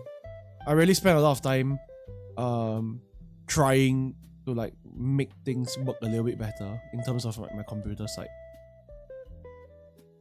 Yeah, but in terms of like how I interact with people, I just like take it as it comes. I learn on the go, on the job, you know, on the job training. It's job training, like it's just like boom, all right, ready to go, roll out. Roll out. Because you really meet new people every day. It's like you don't really get the chance to like, you know, sometimes some people come in and then they talk about different things. Then you just like, oh yeah, you just learn how to navigate through that and stuff. Over time, I think over time you just get used to it. Yeah, you get used to like how to react to certain things. Maybe sometimes I guess when some people send like stupid messages, right, you just don't read the message and then you just move on with your life. It's like, you know, sometimes you have last time chatters that come in. Like some guy came into my stream yesterday. He was like, are you a VTuber because you are ugly? Then I'm like, yes. and then and then Carl banned him. Now I was like, oh, thank you, Carl. then we continue streaming. Oh no. I guess it's like some of the challenges you face, right, as a VTuber, right? Like I get in some way, right? Mm-hmm. I guess like what people don't see from those challenges, like behind like the VTuber, like beyond that. Sorry, say that again. Yeah, what are some of the challenges you face beyond that? Like I know like that's one challenge, right? Mm-hmm. You know, navigating around people, but like what do people don't see as well? You know, VTubing. When you face as and VTubing. I think VTubing, honestly, right, is way less challenging than just streaming with like real face. The only thing I find challenging is that you're making sure that everything runs when how it's supposed to run. You know, like in terms of like making sure that your model doesn't really lag, having these different effects, this and that, you know, no, this and that, and then a lot of people do VTubing is because like it's also easier to like express yourself without showing too much of yourself. Right. Yeah. I guess like in terms of like that like, you know, like, okay, so you have an event coming up and let's say, you know, your 1 year anniversary. Do you feel like you get a bit of like you know, a little anxious before the event comes up in terms of that way, or it's just like, just like, no, I'm ready? Definitely, for sure. Every time I run an event, right, I'm like shaking in my boots. I'm like, oh my god, what if it doesn't go well? You know? Yeah. It's very normal in a content creator's perspective. Like you're just like, oh, you know, hopefully I don't mess any of this up. And then yeah, that's how I feel sometimes. Sometimes I go in and then like I feel like every single event that I've done, right, there's always some form of scuff. And then everyone was just laughing it off. Then I'm like, oh, yeah, laugh it off. And then after that, I'll feel better. I'm like, yeah, you know what? Why did I ever just take this so seriously? Yeah. There's always going to be some form of scuff when it comes to me, I guess. Yeah. I think that's just a part of it, right? Yeah. Just a little bit in some way when it comes to like the part of like just be able to work on the fly, right? Because like it's not always going to be 100%. in terms of that. And, like, I remember playing was it Do It a Night Abyss or something like that? I forgot the name of the game. Mm-hmm. I remember like I had a technical issue. The game would not run even though I had like everything prepped, and then they changed the settings. Mm-hmm. And then I had to like technical support myself on stream. Yeah. And then I was like, and then I had to play it on the mobile, and then I didn't play the game after that experience. I was like, yeah, I don't. It's like Warframe, but it's like, I'm okay with it. I'm not gonna too keen on it. But yeah. There were a few times that I had this also. So when I was playing Monster Hunter Wilds on stream, when I was playing Where Winds Meet for the first time, and Ready or Not, I forgot to install the game when we were doing collab. And the other two games is just eat away at my whole PC, where my whole PC will explode. Yeah. Yeah. I remember you told me about the light mode, and I was like, hey, wait, light mode. And I was like, all right, I'm gonna go download light mode. And then I did, and then they like reduced all the load. So Yeah. I can stream the whole game. I didn't even use light mode. I'm still using the normal one because to me light mode is just ugly. They take away a lot of the 3D textures in there, Yeah. and they leave the 2D, and so that replaces. But it's still a pretty game for me, considering that, in terms of like how, because the game does make my computer crash. You know, I think it crashes a lot of people's computers. Yeah, it crashes my PC sometimes as well. Yeah. I managed to find a balance of streaming it while keeping all my textures around. It's just I had to compromise a lot on like other things. Yeah. Yeah. I think like you just can't have a lot of background resources running in, and then you're like, well, oh no, it's not gonna work out. Chris says, in my opinion, there's a big difference between VTubing and showing your face. Like, VTubing is fine and accepted widely by the community, and it's very popular, especially if you're a girl. But since we're humans, we tend to look for real emotion. So showing your face and your genuine emotions, people will still appreciate it more. I think it really depends, like, what people like accept. I feel like I did talk to my friend about this, like about them having an avatar to show on stream, as opposed to like nothing at all and just talking, right? I think if even if you have something on stream, like a VTuber model, right? People will automatically already connect more than not having something at all. Yeah. I think it pulls in a way where, I feel like when you have your model, right? It is like a part of yourself in some way, where it's like your branding, because people are gonna recognize you as that VTuber, that when they see it, it's like, oh, I know who that is, type of thing. Like a silhouette, or like just knowing that, like, oh yeah, I know who that person is. And as time goes, people start to recognize you, right? So and get associated with it. And then I think that's what happens, right? And then but then that's like presence in some way as you're becoming more consistent over time. But I think also what Chris said, like with the emotions and stuff, it is like to be able to see, if you see someone's like actual face, you do see all the micro expressions that happen, and you do see like the person's genuine like actual if they're happy, sad, and stuff. Like, I mean, VTubing can do that, but it's just like, I think the bar the bar of entry for VTubing is like, it starts off pretty low, and then after that it's gonna shoot up really quickly, like gonna shoot up very high very very, very quickly compared to like if you were just a flash tuber. Yeah, I just know that one green guy. Yeah, it's Stay. Yeah. Yeah, this is that one green guy. I think that's how it really is. Like, when you understand, like, someone is gonna be like, hey, I know who that is. Like, I know who exactly that is. Like, and then that's how like it really changes the landscape in some ways. Like, oh, that's essentially what presence. That's what presence is. For the most part. Right. It's really just like, hey, I recognize that person, or I recognize it. That's right. It will connect a lot more people to the model to have like absolutely nothing. And they still have like a difference of people will search for the real human emotions. For example, you can't fake genuine happiness or smiles or people to smile back, even if you can't see that, laugh with you or chatter. With the rights, like something funny, and then chatters see you, how do you react, and changes absolutely everything. I think that comes down to the performance.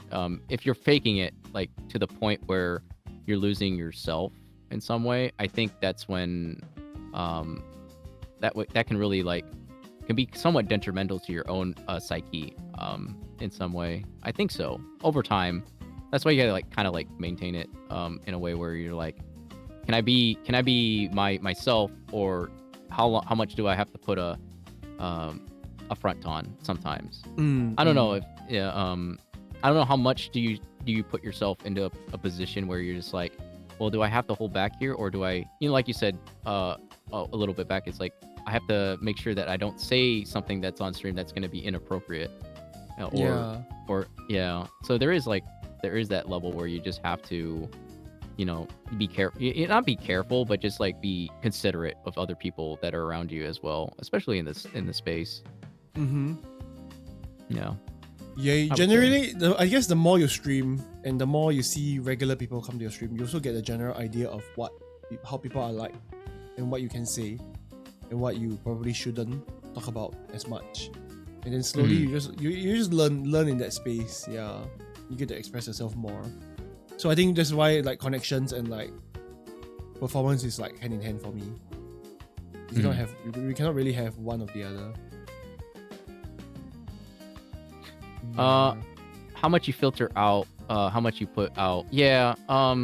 I'd say for myself, I put about I said it before, but like 95% of myself is out there. I'm the same person online and offline a lot of the time, so if you see me here, I'm still the same person on regardless. I don't really put that much up front. Myself, I think it's important to myself to be authentic and real and tell stories that are actually true to me. And now, of course, there is going to be performance in some way, but I just like to play into the, being that person that is myself, because I feel like if I didn't, then I would actually feel like I would like kind of lose myself in that process in some way. Right. Yeah. I think for myself, you definitely don't want to meet me in real life, because I'm pretty different in real life.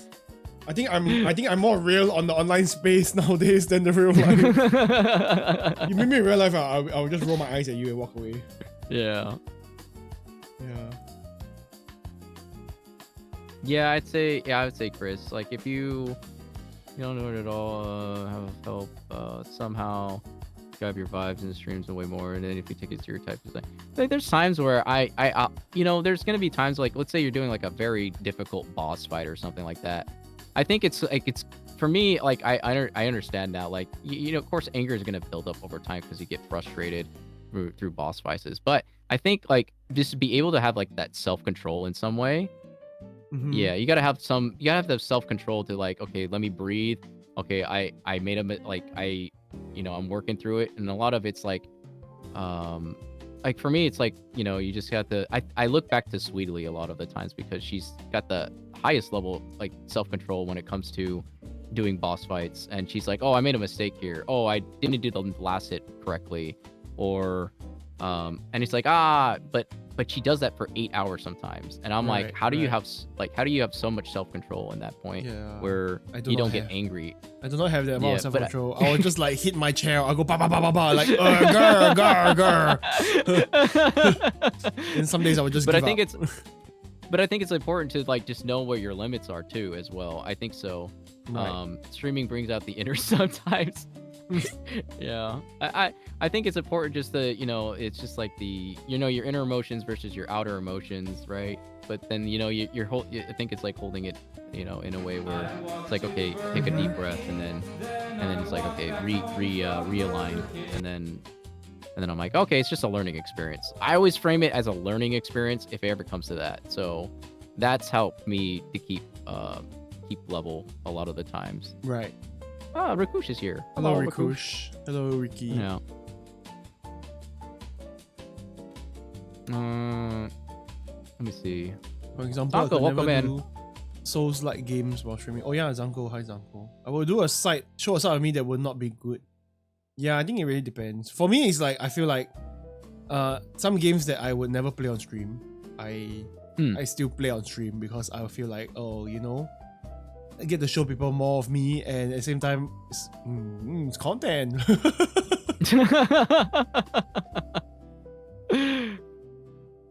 I think it's like at that point for me, it's like, you know, I had to like really, it's like a reframe for myself. I was like, okay, well, it's like at the end of the day, it's like my own input actions, and I can, you know, I'm like, well, I made the mistake. Sometimes it's the game that does like the lag and stuff like that, and I'm like, oh well, the game is not always gonna be perfect, you know. And then it's like, oh well, that was my own fault for, you know, like rolling into something as well. Right. And I'm like.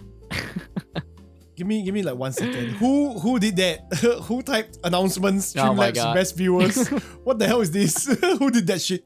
Carl, is that you? You never do a soul game like streaming, Chris. Yeah. Yeah. Sometimes make it You funny build up, like, a somehow. lot. Super angry, start swearing in different kinds of languages. I think for me it's like when I think about like games that I would normally not play. I think I've conditioned myself to think in a content creator mindset where I would like, yeah, let me just play this game, and if I crash out, then I apologize and I move on. I don't know, for myself, I don't get angry very often. I actually don't get that frustrated either. I think it's like more of like a calming, where I'm just like, oh, I made that mistake, or I'm like, oh man, let me try again. There's points where I'm just like, I need to like stop. Angry Autumn would be scary. Actually, you know, low-key in the past, actually, I usually don't talk about this because, you know, I've been pretty good at like, you know, my own emotional stuff as well. I think it's that self-control that comes with self-control. I think it's like I think there's a lot of things that I've learned. Scariest people. I've learned a lot. The nicest people. You learned a lot. Right. I learned a lot. There's a lot I've learned. And a lot of it was not because of like, it was something that I've learned from external conditioning, from my own past. And it actually nowadays I've become more calm because I've learned from those external conditionings. And I think that's what helped me grow myself, but also like knowing that I chose like a different path in that way that didn't cause into self-destruction in some way. As in like their kindness gets abused and exposed in the worst of anything. Yeah, I'd say like, I think it's like when people take advantage of you, but you know, you have to draw a line too. There's a boundary as well. Yeah. I would say. I always remember in a game. Oh, go ahead. Do some stuff, so I should learn to walk around. Like, then I do some research. This boss has that bullshit, or this thing is humanly possible, right?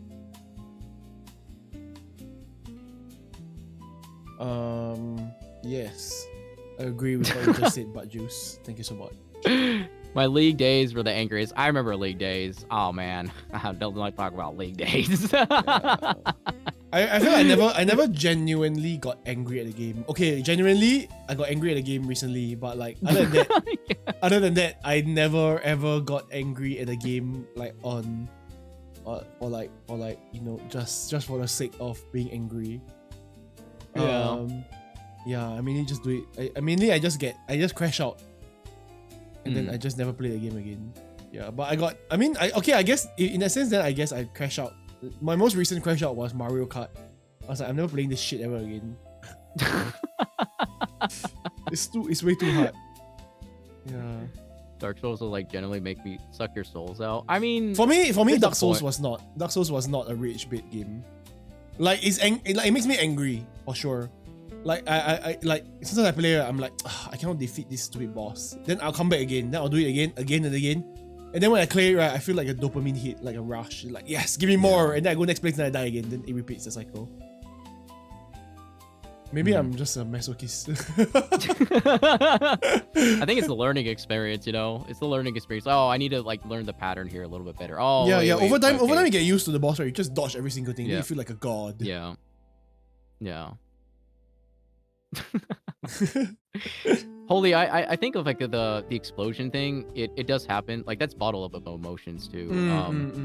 When you bottle up your emotions, eventually the lid cap just goes off. I think it's good to express those things because it's important to like talk to another person or another human being in some way, especially when your emotions are going awry in that way. Especially when the most kindest people, when it just like. But I think there's like there's something that snaps usually when in their inner mind or something like that. I don't know. It's like it's interesting. Right. Yeah, but what? Fatalis? Fatalis. No. Oh, it's a boss. Okay. It's the final boss of Monster Oh, okay. I see. First encounter any Souls boss, first interaction. I think first interactions I'll just be like, yeah, expected that I would not clear it in the first try. Yeah. Expected. Yeah.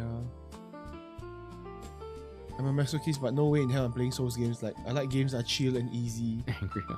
Yeah. Rikush, you're just different. Yeah, I would. Holy's got a point though. I definitely went through some things in my life that I don't want to relive anyway. But I learned. I learned. Yeah.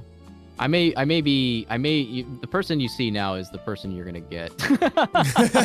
What you see is what you get. Autumn Akimoto, 1999.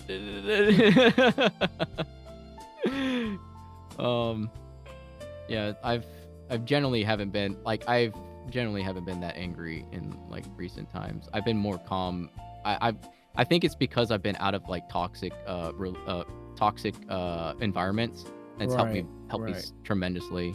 I think that's where it's like putting a fruit next to another fruit, and then the one fruit is a moldy fruit. Eventually, the moldy fruit poisons the other fruit as well. Right. So you are so philosophy. Oh my god, Autumn. You don't want to be around bad fruit. You want to be around good fruit. So yeah, listen, good fruit guys, always. If you have moldy fruit, bring good fruit with you. If you have moldy fruit, throw it out. You talking about moldy fruit, right? So like contradictory because you have freaking 5-year-old shrimp in your fridge. No, okay, that's my parents' house. Okay, when I was there, I was my parents' house. They had, oh my goodness. Okay, they had ancient things in there, and they even told me they had ancient things in there, and I'm like, all right, God, you open, there's a woolly mammoth inside your fridge. and then I look, and I was like 14-year-old like salmon that was like. What was like salmon? No, it was like 14-year-old.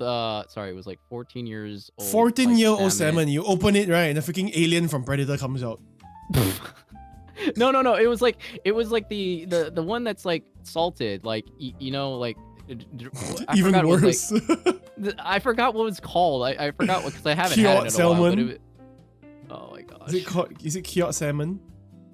Or smoked salmon? I don't know. Yeah, smoked salmon. There we go. Smoked salmon. That was it. Smoked salmon. Yeah, if you eat that salmon, you'll definitely be smoked. I mean, it lasted quite a long time, so I mean. Hopefully, I didn't die. You ate a salmon that is older than a teenage boy. Yeah. I mean, it was in my parents' fridge for whatever long holidays it was in there.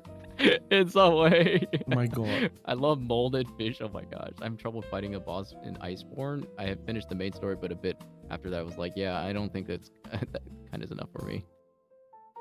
You moldy fish, Autumn. Like 20 plus years old, salted Kiot, smoked orange. Can you say 1,000? Listen, I'm like free rent like 1,000 plus, so yeah, probably. That fish must stank, bro. Hey, listen, I take baths, I take showers, I make sure I'm like, hey, okay.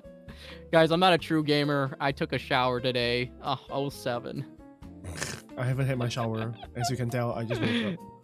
Hey, I know, you woke up. You did the... I believe you were playing Arknights last night. I played Arknights, yeah. I ended stream at like 2 AM, and then after that, I was in call with Juice and Holy to like plan some stuff out.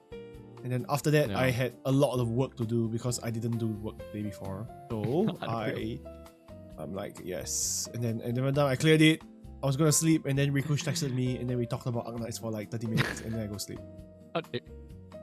How dare you not take a shower? You're How hot, but dare. you stayed away from me. Mr. Fish, you're hot. You're hot, but you stank. No, I take Mr. showers. Mr. Stanky Moto. I take showers, I love guys. Stanky I Moto. do. You Oh my smell gosh. like you smell like cigarettes and California. No. You smell like the California sun basking on my I mean, I pale lived in pale California. yellow skin. I lived there for like a couple I for, like, know. majority of my You say life, you yeah. live in. You were a California Yeah. girl. Daisy Dukes, bikinis on top. Not that song. Oh my gosh. Live in California with GTA. Oh my goodness. Yeah. Yeah, GTA. No. Speaking of GTA, I oh don't- my god, I have YouTube videos of myself playing GTA. I was a content creator before YouTube, before Twitch, guys. Content creator before Twitch. That's YouTube. This era. is the one. This is the question. Wait, let me see. Hello, 1, Xenia. 2, 3, Oh, hey, 4. it's Xenia. Hi JJ, welcome Hello, in. Xenia. 1, 2, 3, 4. Yeah, it's the question of you asking me what made you choose VTubing over traditional content creation. Yeah, that's. Yeah, do you want to ask me the guess you can- question? Yeah. Well, you just add. I guess like yeah, if you want to. Yeah, what made you go into the VTubing versus content creation? I've always seen content of. Actually, to be honest, right, I never really watch VTubing Yeah. all that much. Even nowadays, I don't really watch VTubing, so I don't really know a lot of VTubers. Like Sweetly, I never watched before. Yeah. I barely watch any Iron Mouse. I don't watch like basically all the VTubers, like all the Hololive, right? I watch like one Hololive. I watch like Gaugura. Yeah, I don't participate in that sense. So it's like it's kind of weird how I would choose VTubing over like normal content on camera, like compared to like you know the amount of people that I met and stuff, right? Is I started I see like a little bit of Iron Mouse, and then I watch like YouTubers that collab with VTubers. Like I watch like this guy called RT Game. I love No, RT I don't. Game. I watch RT Game. He's an Irish YouTuber. He also does Twitch streams. But he mainly like posts a lot of stuff on YouTube. And then I watch him, and then he collab with YouTubers like Rin Penrose or like Lime Malicious. Okay, I know Lime Malicious a little Yeah, bit. yeah. I also just kind followed of, Lime like, Malicious saw- recently. Yeah, and Rin Penrose Yeah. as well, quite a while back. So like, I think the space is different and like different in some cases, but in some cases it's also the same. Like back then, right? Actually, during COVID, I actually made YouTube videos with my friends. Is in my YouTube. I will never ever show it, guys. I will age you guys on forever. I will never ever show it. But I have a bunch of YouTube videos of me playing GTA 5 with my friends. Yeah, in real life. Yeah, so it's like I do know a little bit about content creation. I dived into like editing videos and stuff. But I think it's different on Twitch also because like I press go live and then whatever I say is like just out there. So I think the performance, the way you perform is going to be different. You cannot cut out the parts that you don't like. So you really learn how to be more genuine on Twitch than on as a VTuber and on Twitch and rather on like making traditional content on like YouTube where you can cut out the parts that is only funny. Yeah. And also my room is really messy, so like I didn't want to like on my camera. Because on my camera you can see my whole setup because my mirror is right behind me, and then like it's easier for me to just VTube. Yeah. I see. Now I'm here like this. Yeah. Yeah, VTubing. You guys are the first VTubers I chatted with, right? I think this entire space also, like after meeting like Jade and like Misa and you and Shashu, right? I think this entire space really opened up for me, like in terms of like these are the VTubers that I speak to or I watch. I don't really go out of that circle. Everyone else asks me, do you watch this? Oh, do you watch this this VTuber or this VTuber? Oh my god, do you know this one that I like? I don't know anything. Don't ask me. I don't know any VTuber. We're gonna see Tay wearing his backless shirt. Yeah, my backless shirt. I think you can see the dragon tattoo on my back, guys. I got a giant dragon tattoo at the back. The dragon tattoo is biting the Dragon Ball. Mm-hmm. Wearing his backless shirt. Well, that's why you create those intros. intro videos easily. What intro videos are you talking about? You talking about Autumn? You're talking about me. No. I think of like the videos you make, like those edits that you do like once in a while, and they kind of like, you know what I mean? Like you do fast like editing, and then you put it all together, and then I think it's like you take a day or something like that. It takes me quite fast to do this, to edit videos. I think it's also because of the nature. So like I already explained to a lot of people, or like I tell people what I do in real life, like my job, right? I'm actually a videographer, video editor, like for social media content. Yeah, so I have experience in that area of like making videos fast, snappy, fast, straight to the point, hooky as well. Like hooky is in terms of like it grabs the viewer in, just like. So I think I very used to like making videos like that. So I think in terms of taking whatever I experienced in making these videos this way for like different people, for different clients, right, and then putting it into myself and videoing and like streaming, I think it helps me to like bounce off people easier, or like to just say more random stuff because I have more things in my head. I see. Yeah. So I have an advantage, which is like, you know, yes, I have a content advantage because of all this stuff that I deal with on a daily basis. I would say like with that advantage, does it come with like, you know, your own caveats as well, where it could, you know, on the other side, like knowing that, you know, you have that advantage. What do you mean by caveat? Caveats like knowing that like there's like some things like it's like you see it now and then like, okay, I cannot unsee it type of thing. I guess I cannot really pinpoint anything in that sense, in that way, right? I cannot really pinpoint because it's like as it comes, then I will like, yeah, it's there. Then it's like stuck with me, so I cannot think of it any other way. But I do believe I experienced certain things before in certain ways. Yeah. Agree. I have those experiences. I cannot pinpoint though. Yeah. Yeah, no worries. But just ask a question. He said, are you guys the ones that hold personal grudges? And if it's so long, and does it does it have to be severe or petty? Or was it severe or I forgot what was it again? Yeah. Wait. Autumn's gonna hold a grudge for me for being 15 minutes late. He's never gonna talk to me ever again. No, I don't hold any personal grudges myself. I'm a forgiving person, so even if you like backstab me in the back, I'd still forgive you. In some way. I think in a way it's like the person that did backstab me, I just say, you know, I hope you have a good life, and I hope that you do, you know, well in your own journey. But I also say that, like, you know, I think they don't understand themselves what they're doing sometimes, or the action that they're doing. Right. So at the end of the day, I kind of just move on and keep moving forward, even if I have to, you know, hold that, you know, even though I have gotten hurt from that experience. I think it's like, in a way, like, if I held like a grudge, I don't think it would serve any purpose for myself, and holding that revenge or vengeance in some way wouldn't even serve me a purpose anyway. So at the end of the day, I think it's like not even worth the trouble to even have that grudge in the first place, because I've already seen it in other people that do hold grudges from my own personal experience. And I guess like in terms, it's like letting it go. I do let it go. I let God to handle that. I don't let it myself to hold that. So I don't, it doesn't like carry with me. It just kind of just float away. Right. But I think it's like important to not, you know, for oneself to not like, you know, hold those things, because then it actually eats away at your soul.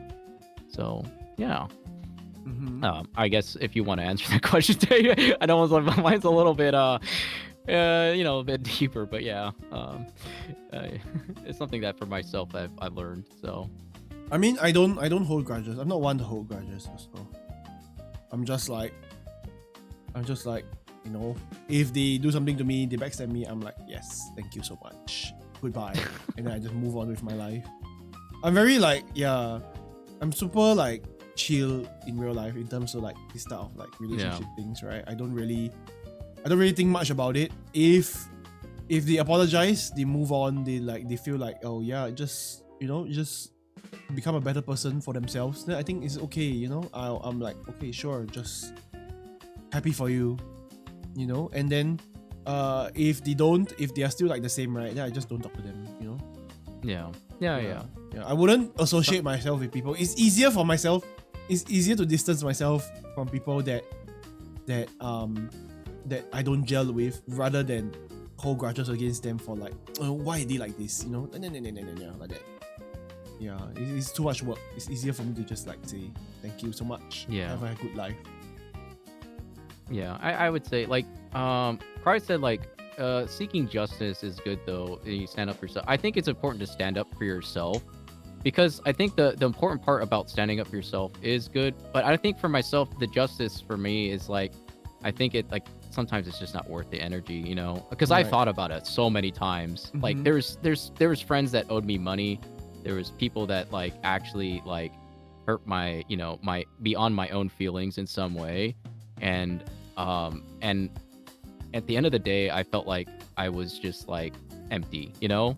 But then like I realized that like I didn't want to tolerate that anymore. And so I took I just walked away from it. So it's like really just protecting your own energy in that sense. And I think like at that point you're just like, you know what, it's not even worth to fight the trouble, even if they owed you money or owed you something. Because like, you know, it's just like, yeah, I guess it depends on the case too. It really does. Like maybe there is some point that there is justice that does need to fight for, but sometimes it's just like, why would I spend the amount of energy on it if it goes beyond, you know, if it goes beyond that, where it's just like, at what cost did I lose, you know, for myself at the end of the day. So yeah. You guys have no boundaries at all that shouldn't be crossed. I think I do have. I just don't feel like I need to say it until the person crosses the boundary. I'm like, hey man, that's not cool, man. Hey man, I don't like that. Stop that. Yeah. So I don't really. Yeah, I don't really. I do have boundaries. I think as a normal person, you would definitely have boundaries everywhere. Yeah. Yeah. Yeah. How about yourself, Mr. Akimoto? I assume you agree. Oh yeah, I had to learn that actually. Thank you, Coley, for listening in. Thank you so much. By the way, I have you guys on my car audio, so I'm listening to a podcast. It's quite interesting. Yeah. Welcome back to 987 FM with 98.1. 98.1 with Holy and Tay. And we'll be back after the break. Ding, dong, dong, dong. And then the music plays, right? It goes like poker face. Okay, it's like that was Poker Face by Lady Gaga. Welcome back to the, you know.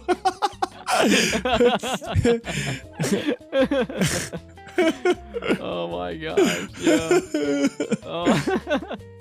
I think like in terms of like boundaries, my boundaries have been crossed a couple times, but I know like to protect myself nowadays, where I just kind of like draw the line and then they say no thank you, or it's happened a lot of times when actually when I first started, you know, doing streaming and stuff like that. But like these artists would come into my stream asking for work, and I said no, I don't have any work for you, I'm sorry. And I'm like an artist myself, so I'm like, I do my own art and stuff like that. That's like one example. But like if it was like personal stuff, like I definitely felt a lot of those boundaries being crossed. And at one point I used to be like incredibly, I'll have to admit, like at one point I let people walk over me a lot of the times, but I learned to not like let people walk over me after a while, and I just learned to say no.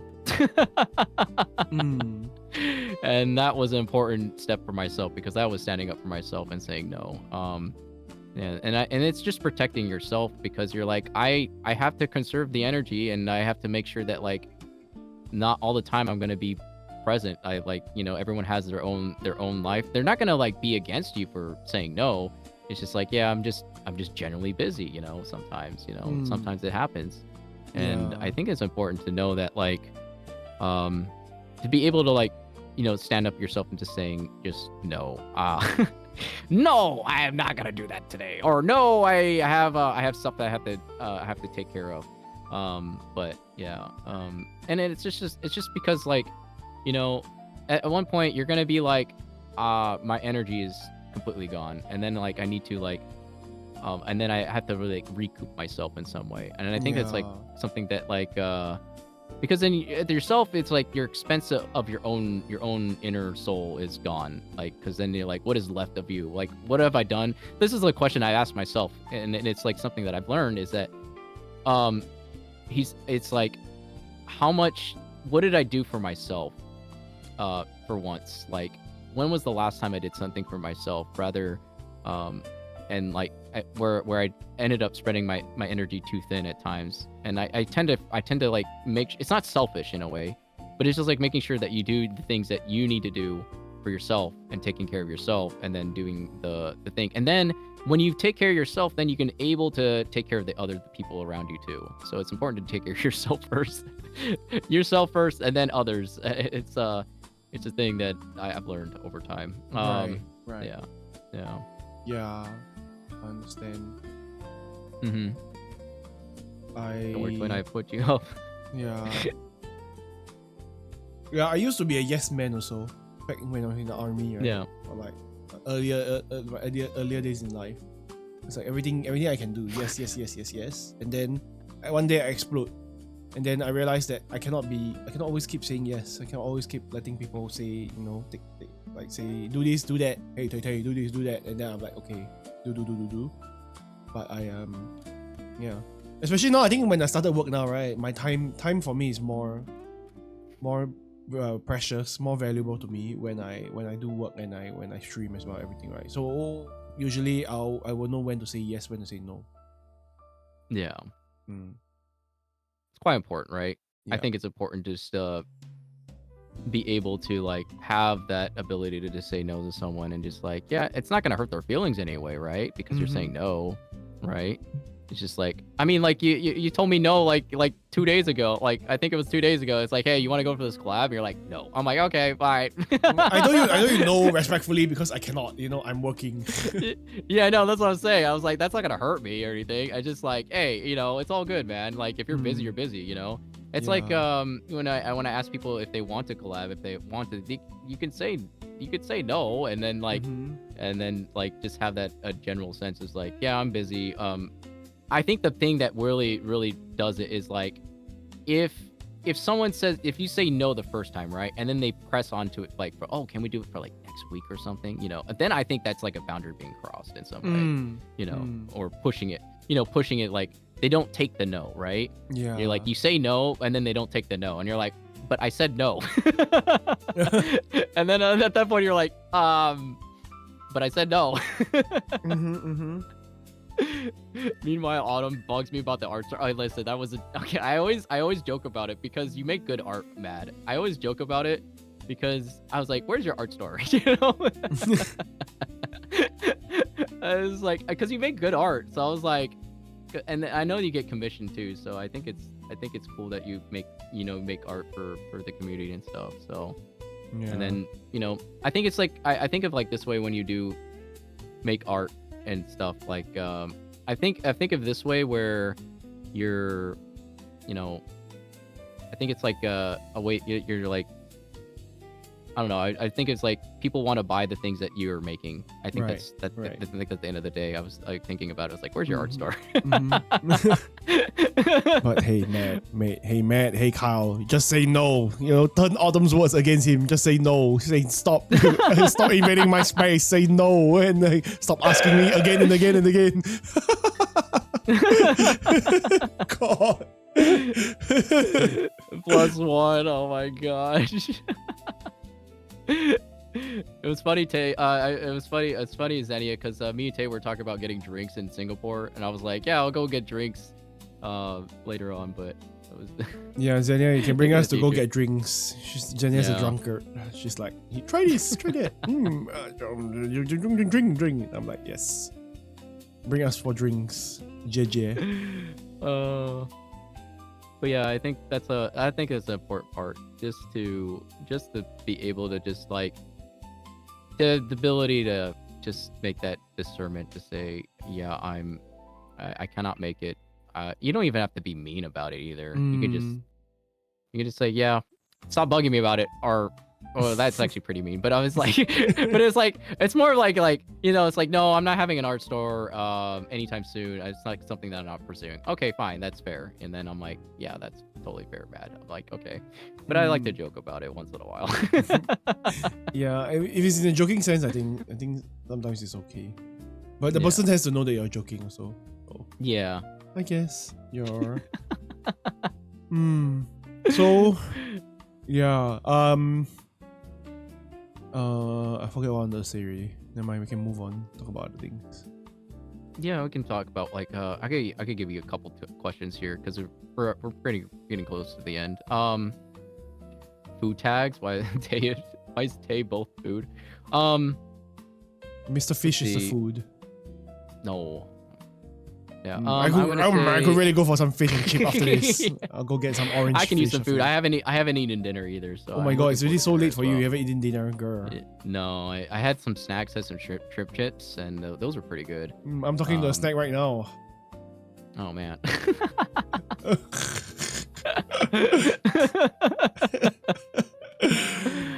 I guess okay. Here's the thing, Tay. I guess right now, as time is going, what is important to you as things go more forward as time goes forward?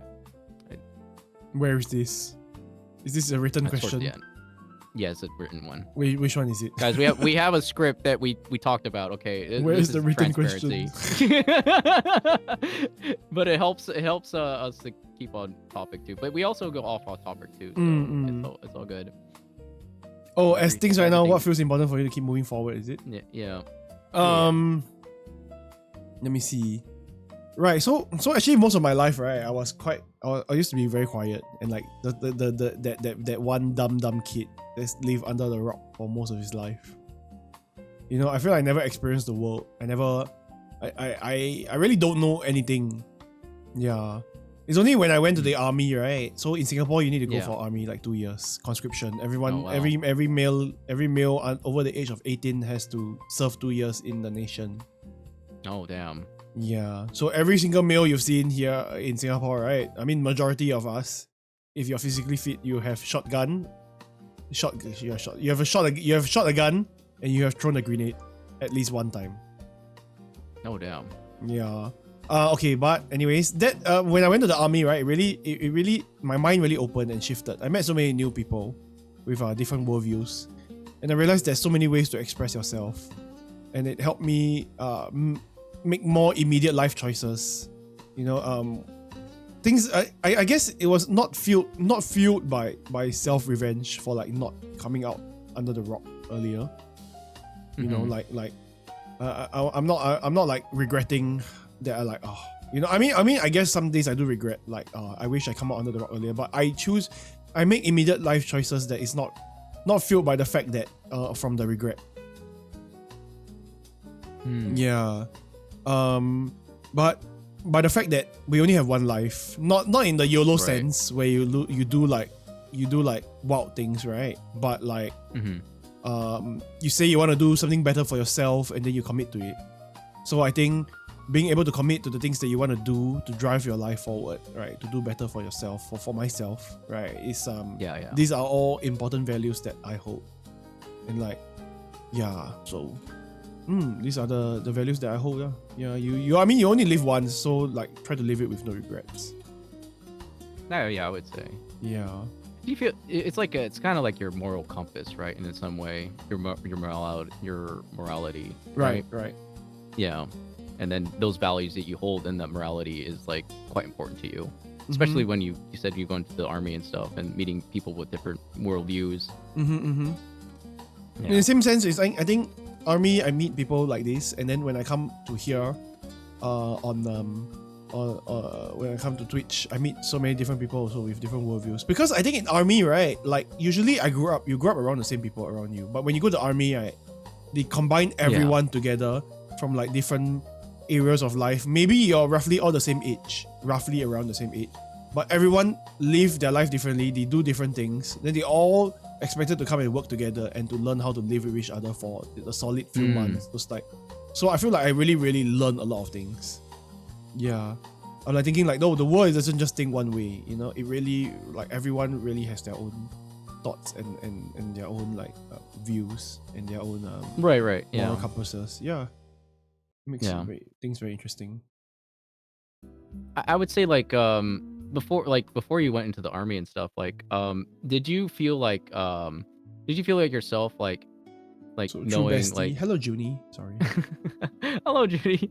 Have you I was gonna say, like, when you went into the army and stuff like that, did you get to explore the world a little bit, or you were just mostly in Singapore yourself? Oh, we went to Australia actually.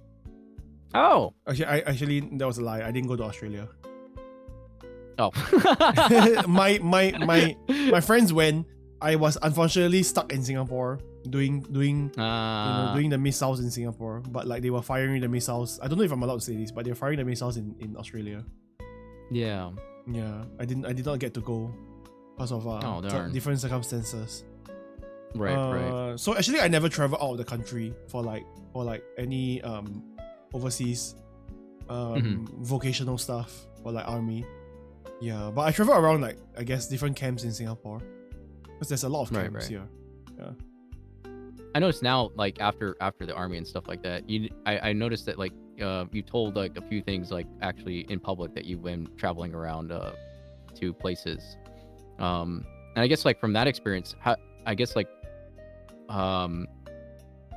did it change? How does it change now for like experiencing those different places that you go to now? Oh, what do you mean? Like nostalgia, or is it like more of like in a way where do you feel like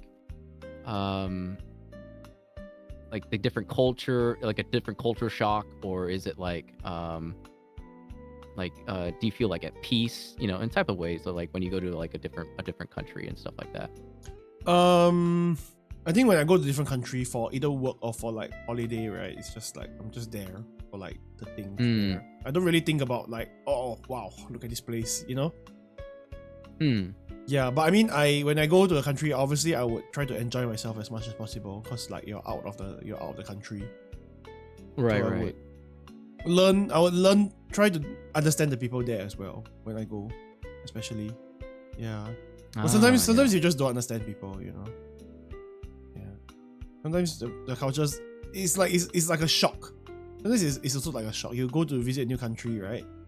And like you don't have time to like understand the culture. By the time you understand it, right, you are leaving really. Is this the answer you're looking for? Sorry. No. I was just like trying to understand your thoughts there, you know, because you know we're getting to know Tay, the person, you know. What I'm thinking about is the time that I went to China and I went to the traditional village that looks like where winds meet. You know where winds meet? Oh, the village, right? It looks like that. Right? And they were freaking blasting. Yeah. They were blasting rah rah in one of the stores. I was like, why is Lady Gaga here? My sister was telling me, yeah, Lady Gaga is here, guys. Lady Gaga is here. The Lady Gaga in the Lady Gaga village. No, it's not a village. It's just a store in the Lady Gaga. Playing Lady Gaga. Monster, welcome in. Junie assumed that it's the entire village that is dedicated to Lady Gaga. Oh my goodness. It was funny though. It was kind of funny. I guess we wrap it up here. Is there anything you like to say to everyone who supported you, and like any last words to like any caring words you want to tell people that, you know, I guess like inspiration or something that to carry on as time goes? Well, I mean, it's almost my 1 year anniversary since I started streaming. It's like it's like in 4 days actually. Yeah, my 4 days since until my 1 year. I was just a boy thinking that I'll do this for 1 week. Yeah, I didn't expect so many of you that would bother to come and watch and find me interesting enough to keep hanging around. So like from the bottom of my heart, I'm so grateful that everyone has given me a space. One where I didn't know I had in me, but a space where I could express myself. So Tete wouldn't be here without any of you, and I'm so glad that I crossed our paths. All our paths crossed the whole of last year. You know, with everyone, with you, Autumn. You know, with the rest of the VTubers, the entire community space, the friends that we meet. Yeah, so I hope that this year I hope that I can continue to do good by all of you this year. Yeah. Happy 1 year anniversary. Thank you so much, Monster. Yeah, 1 year anniversary for Tate. It's on I believe on February 1st. Yes, February on his 1st. time. On his time. So I'm a day behind. So it's like on my Saturday. I actually sing before your it's actually gonna be like at 2:00 in the morning for me for your 1 year anniversary. But I'm glad that people 2:00 in the morning. Yeah, like maybe 12 for you instead of 2. Because usually my streams is your 2 a.m. right? Yeah. It's so like on your Saturday it'll be 12 a.m. instead. His last words are yes, thank you very much. Yeah, thank you very much. Thank you very much. No, I think it's good to know that, you know, you have a community and that everyone around the world is supporting you, Tay, as well as like the fact that, you know, there is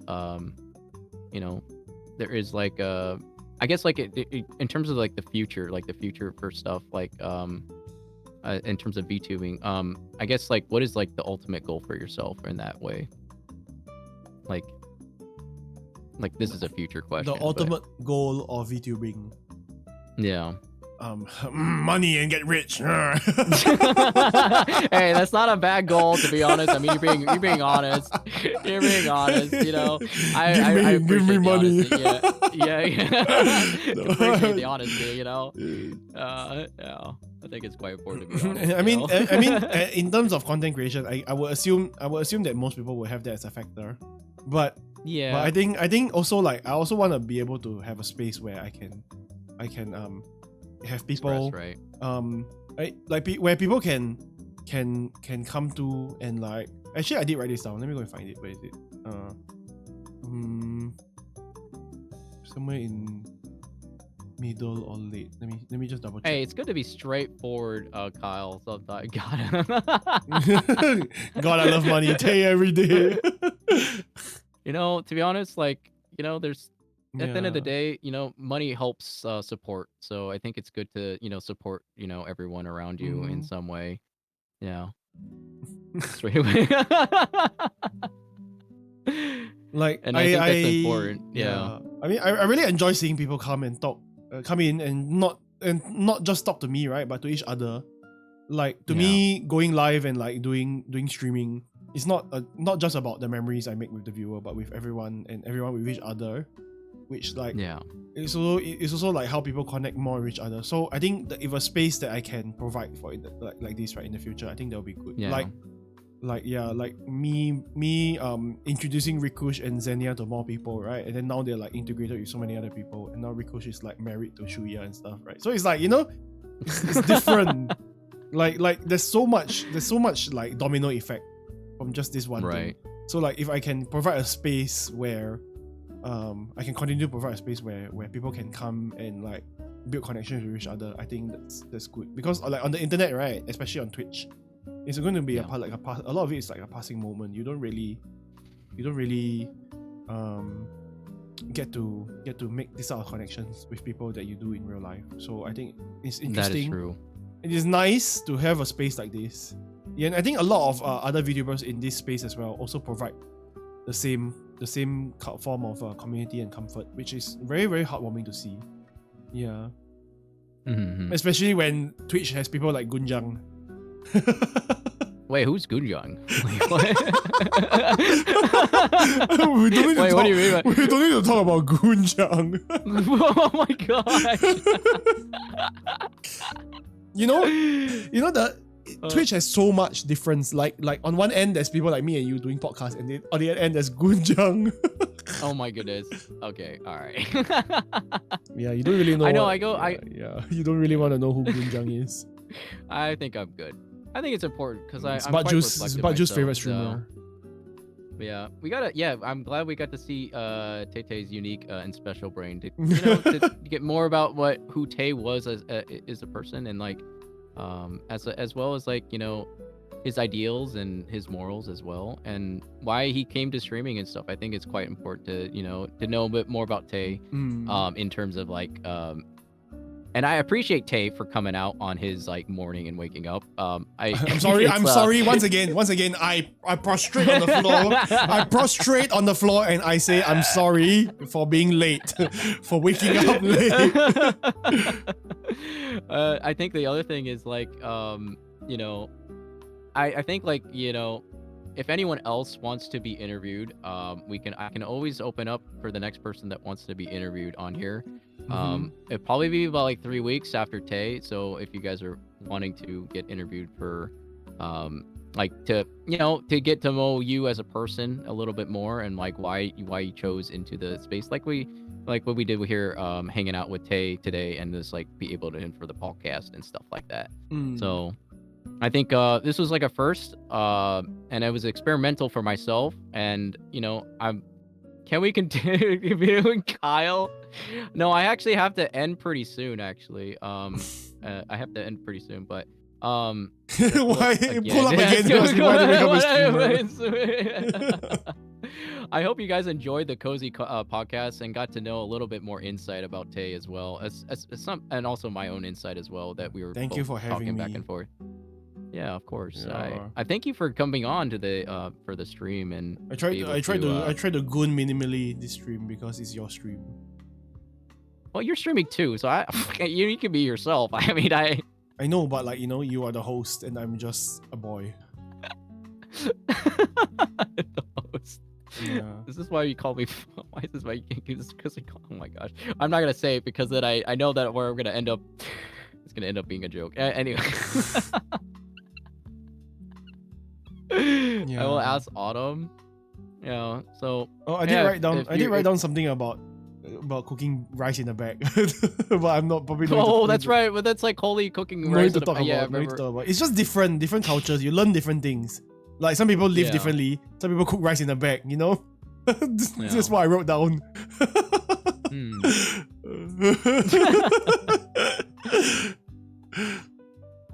When is the Tay versus Holy 1v1 contest? Sometime this year, Haru. Mr. Falakes, I will, yes. Rice in the bag call out wasn't necessary. Rice in the microwave. Listen, man, if you cook rice in the bag, you are weird. But I still love you anyways. If anyone was...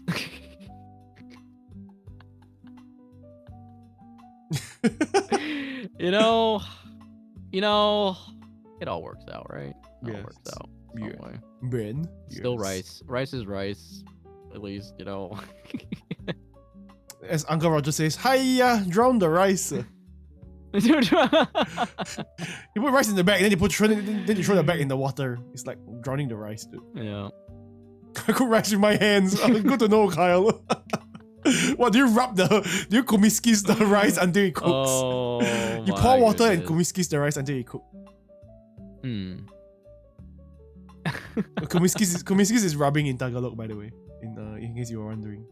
Autumn. Kumiskis means rub in Tagalog. Oh, rap. Okay. Rub, like R-U-B. Oh, rub. Yeah, I got it. So that's when we always say Kumiskis Kyle, and he's like, you're gonna rub Kyle. Kumiskis Kyle. Okay. Rub Kyle. Why would you rub Kyle into a bowl? Because he's a Twitch genie. Twitch genie. Oh, genie. Yeah. Sorry, yeah. My brain had had a moment. Like it like. You ask Kyle for something, right? And then he just magically like makes it. It's like, how is that even possible? So he's the Twitch genie. Just rub Kyle, and then Kyle, and he'll be Twitch genie. You don't rub the pot that he stays in. You just rub him. But yes, we're going off topic. Yes. Okay, back to what you were saying. Yeah, but yeah.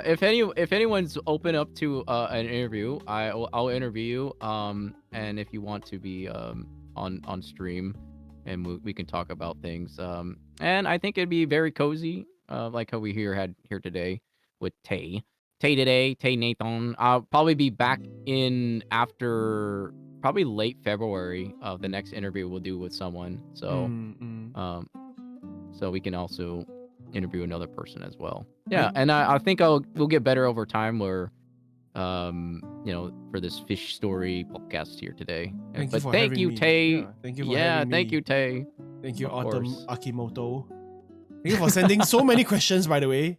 By the way, guys, you're wondering how many questions he sent, right? It's like 5, 10, 15, 20 plus questions. Listen, I said like 20. Yeah, he sent like 20 questions, and now I'm like, oh my god, let me just like everything sent to him to veto. But in the end, right, I sent to him, then I fell asleep. So what's the point? That's okay. I didn't answer all. I didn't go through like every question. we didn't go through. Like, I think it's okay. It's like at least I got, I read it right. At least I know what I was thinking about when I was reading them. Yeah.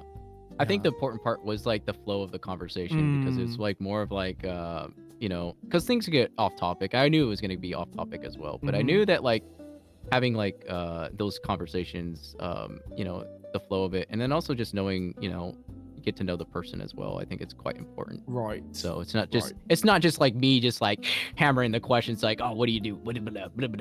Type of thing. But it's just like, it's kind of like a back and forth kind of like podcast with an interview involved in it. So, and from our own experiences as well. Right. So yeah. Right.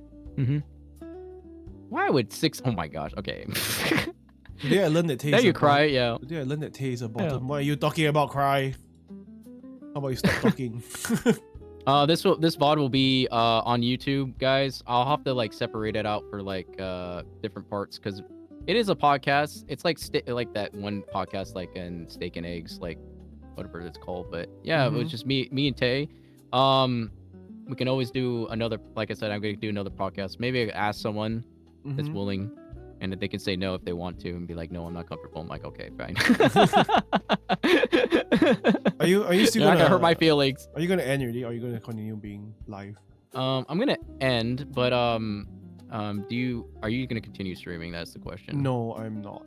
Today is my leave. Okay. Today is my off day actually. I usually don't stream on Wednesdays.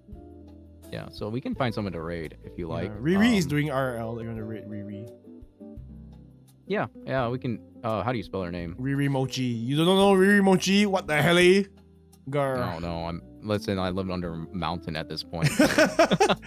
Riri Mochi. Autumn, pull me up again if you need like a filler episode. Riri Mochi. Okay. Shout out. Got it. Yeah.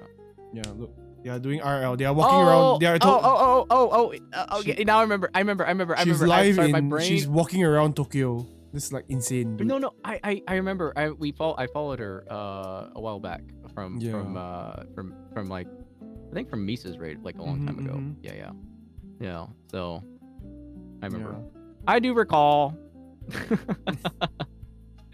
And she was doing calligraphy. God, she wrote my name also. She wrote my Japanese. She wrote my Japanese. Okay, we can rate her. Yeah. Guys, thank you guys for all coming. Yes, thank you as well. My side. We're gonna all end here today. The podcast. I appreciate every single person that was here listening in. Autumn, I'm open to. All right, Holy, I'll message you. Probably like I'll message you, Holy. You want to be interviewed? We can interview. Kyle, thank you, everyone. Thank you. We gotta figure out a time though. Yeah, we gotta figure out a time as well. Yeah, I'll interview Holy. Yeah, I'm down to interview Holy. And if anyone else, just let me know. I'll just make sure that we get the AOK. So. Can we raid? Oh my gosh, no. Gunjang, no. Gunjang. I'll raid. I spelled raid wrong. Okay, I'll raid. Guys, we get raid 1, raid 2. You guys have my socials as well. It's. Do we want to use the? I guess. I mean, yeah, guys, this is my raid message. Yeah. Use whichever one you like. Because we are all here together, anyways. You know. Yeah. It's whatever. Together. Yeah. Just use whatever you want. Use both. Thank you everyone here today. Thank you everyone as well. Thank you Autumn for having me once again. I'm so sorry that I was late. This will never happen again. No. I prostrate on the floor as I apologize for being late. it's quite of an in-depth. I like these conversations because it's quite a little bit more in-depth, and it's kind of like in the like where I kind of like vibe a lot of the time. So I wouldn't mind like talking those deeper conversations once in a while. Though I won't go too deep, because then it's not meant for stream sometimes, you know. But Jules, So, I like whatever you made and whatever Kyle made. Let me copy that. That's very nice. yeah, no worries, Rami. Thank you. Yeah. Thank you, everyone. Thank you, everyone. Yes, thank you, Autumn, once again. Good yep. Yeah, it was a good yep. Yeah. If you check in Discord, your PayPal receipt is there. Thank you so much.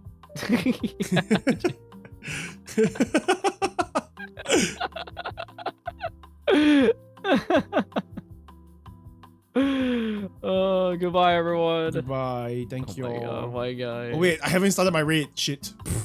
Oh.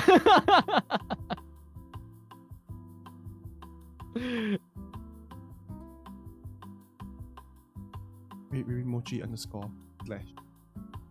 Okay. Okay, guys. Bye.